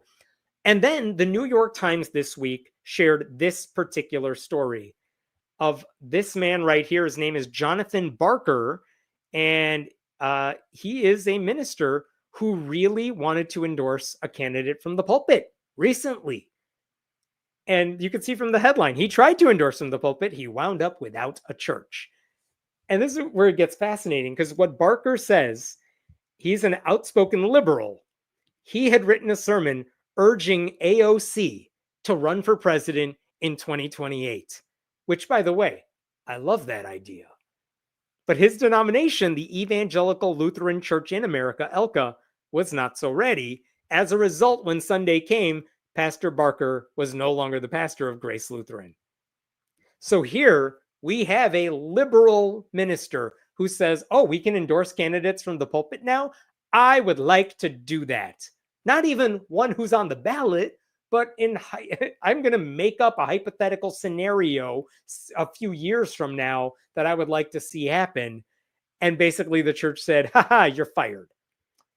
Like he ended up having to deliver his sermon across the street from the church to like 4 people or something. But he didn't have that job anymore. And the reason that is interesting is because this is what I worry about with the Johnson Amendment being not enforced. Because here's my prediction of what's going to happen. And I said this before. What you will see is white evangelical churches, Southern Baptist churches, are going to become arms of the Republican Party, especially come election season. All they're going to talk about is the upcoming elections. They're not going to talk about Jesus. No one in those churches gives a shit about Jesus. They're only going to tell you who to vote for, not just like your Senate seat, your House seat, governor, anything in the midterms. They're going to talk about school board races, city council races, and they're going to make every single sermon tailored to who you should vote for, because that's what they think church is now. On the flip side, the handful of churches that would actually support more Democratic candidates are the ones who are going to, like, when they go low, we go high. They're the ones who are going to say, no, we're going to talk about the gospel message, and we're going to talk about Jesus, and we're going to avoid politics, because in the best case scenario, the way they put it, in their best interest, they believe the gospel rises above politics, that we're not talking about what's happening on earth. We're talking about how to get to heaven and how you should be a good Christian. So my fear is that more liberal churches are not going to make any endorsements because they don't think churches should make endorsements. And they're right. But this is now an asymmetric game. They're not on the same playing field. This is why I appreciate what Gavin Newsom is doing in California right now with the gerrymandering in California. Go all out. Shut out every Republican you can in order to nullify what Texas is doing, because you don't win a prize for not playing the game. I think Dan Savage has said this. Democrats do not exist in order to be role models for Republicans. No, you got to fight fire with fire. And again, if liberal churches do not endorse Democratic candidates, but conservative churches overwhelmingly endorse Republicans, we are not on the same playing field. And that's what I think is going to happen next year in the midterms. So here we have a pastor who wanted to give an endorsement, a hypothetical endorsement to AOC, and he basically lost his job because of it. There was another pastor who was interviewed, and this is the whole "we gotta go high" bullshit. The power of the pulpit should not be used to make free debate feel unsafe, Reverend O said. She added, just because we can would not necessarily mean we should endorse. Like, why aren't you at that point? Like, I also think there are a couple reasons you should take that seriously, though, because you can imagine if some church out there said, hey, everyone, during the midterms, you should go after you should vote for the Democratic candidates on the ballot up and down for every single position. Do you think the Trump administration would say, well, the Johnson Amendment is not enforced, so I guess we cannot go after them? Or do you think the Trump administration would say, the rules don't apply to us, but they definitely apply to you, and we're going to revoke your tax exempt status? I think that's a very real possibility. So I understand why some liberal churches may not want to engage in this game. I do not like the excuse that we shouldn't do this because it's the wrong thing to do, because I think now you're just ceding ground to the Republicans. But there was one other thing too. This is noted in the article. Now, after the IRS statement, he felt like liberal churches were about to lose a political battle by refusing to play. This is Barker again, the pastor from the beginning. There is 18,000 that's ready to go, he said, referring to the ranks the Family Research Council is trying to organize on the right. And there's none of us ready to go. That's the concern. That is also what I am worried about, because all these right-wing churches are going to become arms of the Republican Party. And if liberal churches do not follow suit, then you're just making the world worse for everybody. The one thing I did not know until I read this, though, this is interesting. And this, I kind of get where the ELCA higher-ups are coming from. Most evangelical Lutheran churches share the same tax exemption, dealing with the IRS as a single entity rather than church by church. And this is why Republicans have it so good. If one megachurch, if one Southern Baptist megachurch, Robert Jeffress's church in Texas, says we want you all of you in the audience, all of you watching on the live stream, because you know they broadcast this shit to everyone on YouTube too and Facebook. If he says, I want all of you to vote for a Republican candidate, what's the worst that could happen in an IRS that is run by competent people? That church loses their tax exempt status. But in ELCA, if one pastor does the same thing for a Democratic candidate, the entire denomination could lose its tax exempt status, and that would be a death blow to the entire denomination. So I do understand why they want this dude to shut up, because it's not just his church that would suffer, it's the entire denomination. But also, I don't really have anything more to add to this, but we talk about this asymmetric warfare, and we got to fight fire with fire when it comes to gerrymandering. But when it comes to the Johnson Amendment, we are seeing the same battle play out, where one side's going to go all in on telling people who to vote for, and the left is absolutely not going to do that because it's the right thing to do. And what do we win by playing by the rules? Nothing. I don't know what the solution is for Jonathan Barker, because he's in a bad position right there, because he's part of a much larger organization, whereas megachurches are usually non-denominational. They're on their own. They do their own thing. But it was just a frustrating article to read. And just wanted to share that with you. I don't know what the solution is, but there you go. That's all I had for today. I'll take any last questions here. Why are the idiots louder than the people who talk sense? That is a good title for a book that describes our politics for the last decade. I mean, the idiots can't get by on their logic, on making a coherent argument. Loudness is all they have. It's why Trump types in all caps all the time, and why Gavin Newsom's social media people mock him by writing in all caps all the time, because that's what dumb people do. By the way, I also write in all caps if I'm writing by hand. So who am I to talk? All right. Thank you so much for joining me. I know it was a long one. Thank you so much to Den, who I keep up way past his normal bedtime, I'm sure. Again, I should have said this at the beginning. I did not. You could support this channel by going to patreon.com/Hemant. And I always appreciate if you subscribe to friendlyatheist.com. You could do that for free. You don't have to, but you could. So please do that if you haven't already. And I will see you next week. Thank you so much, everybody. Have a good night.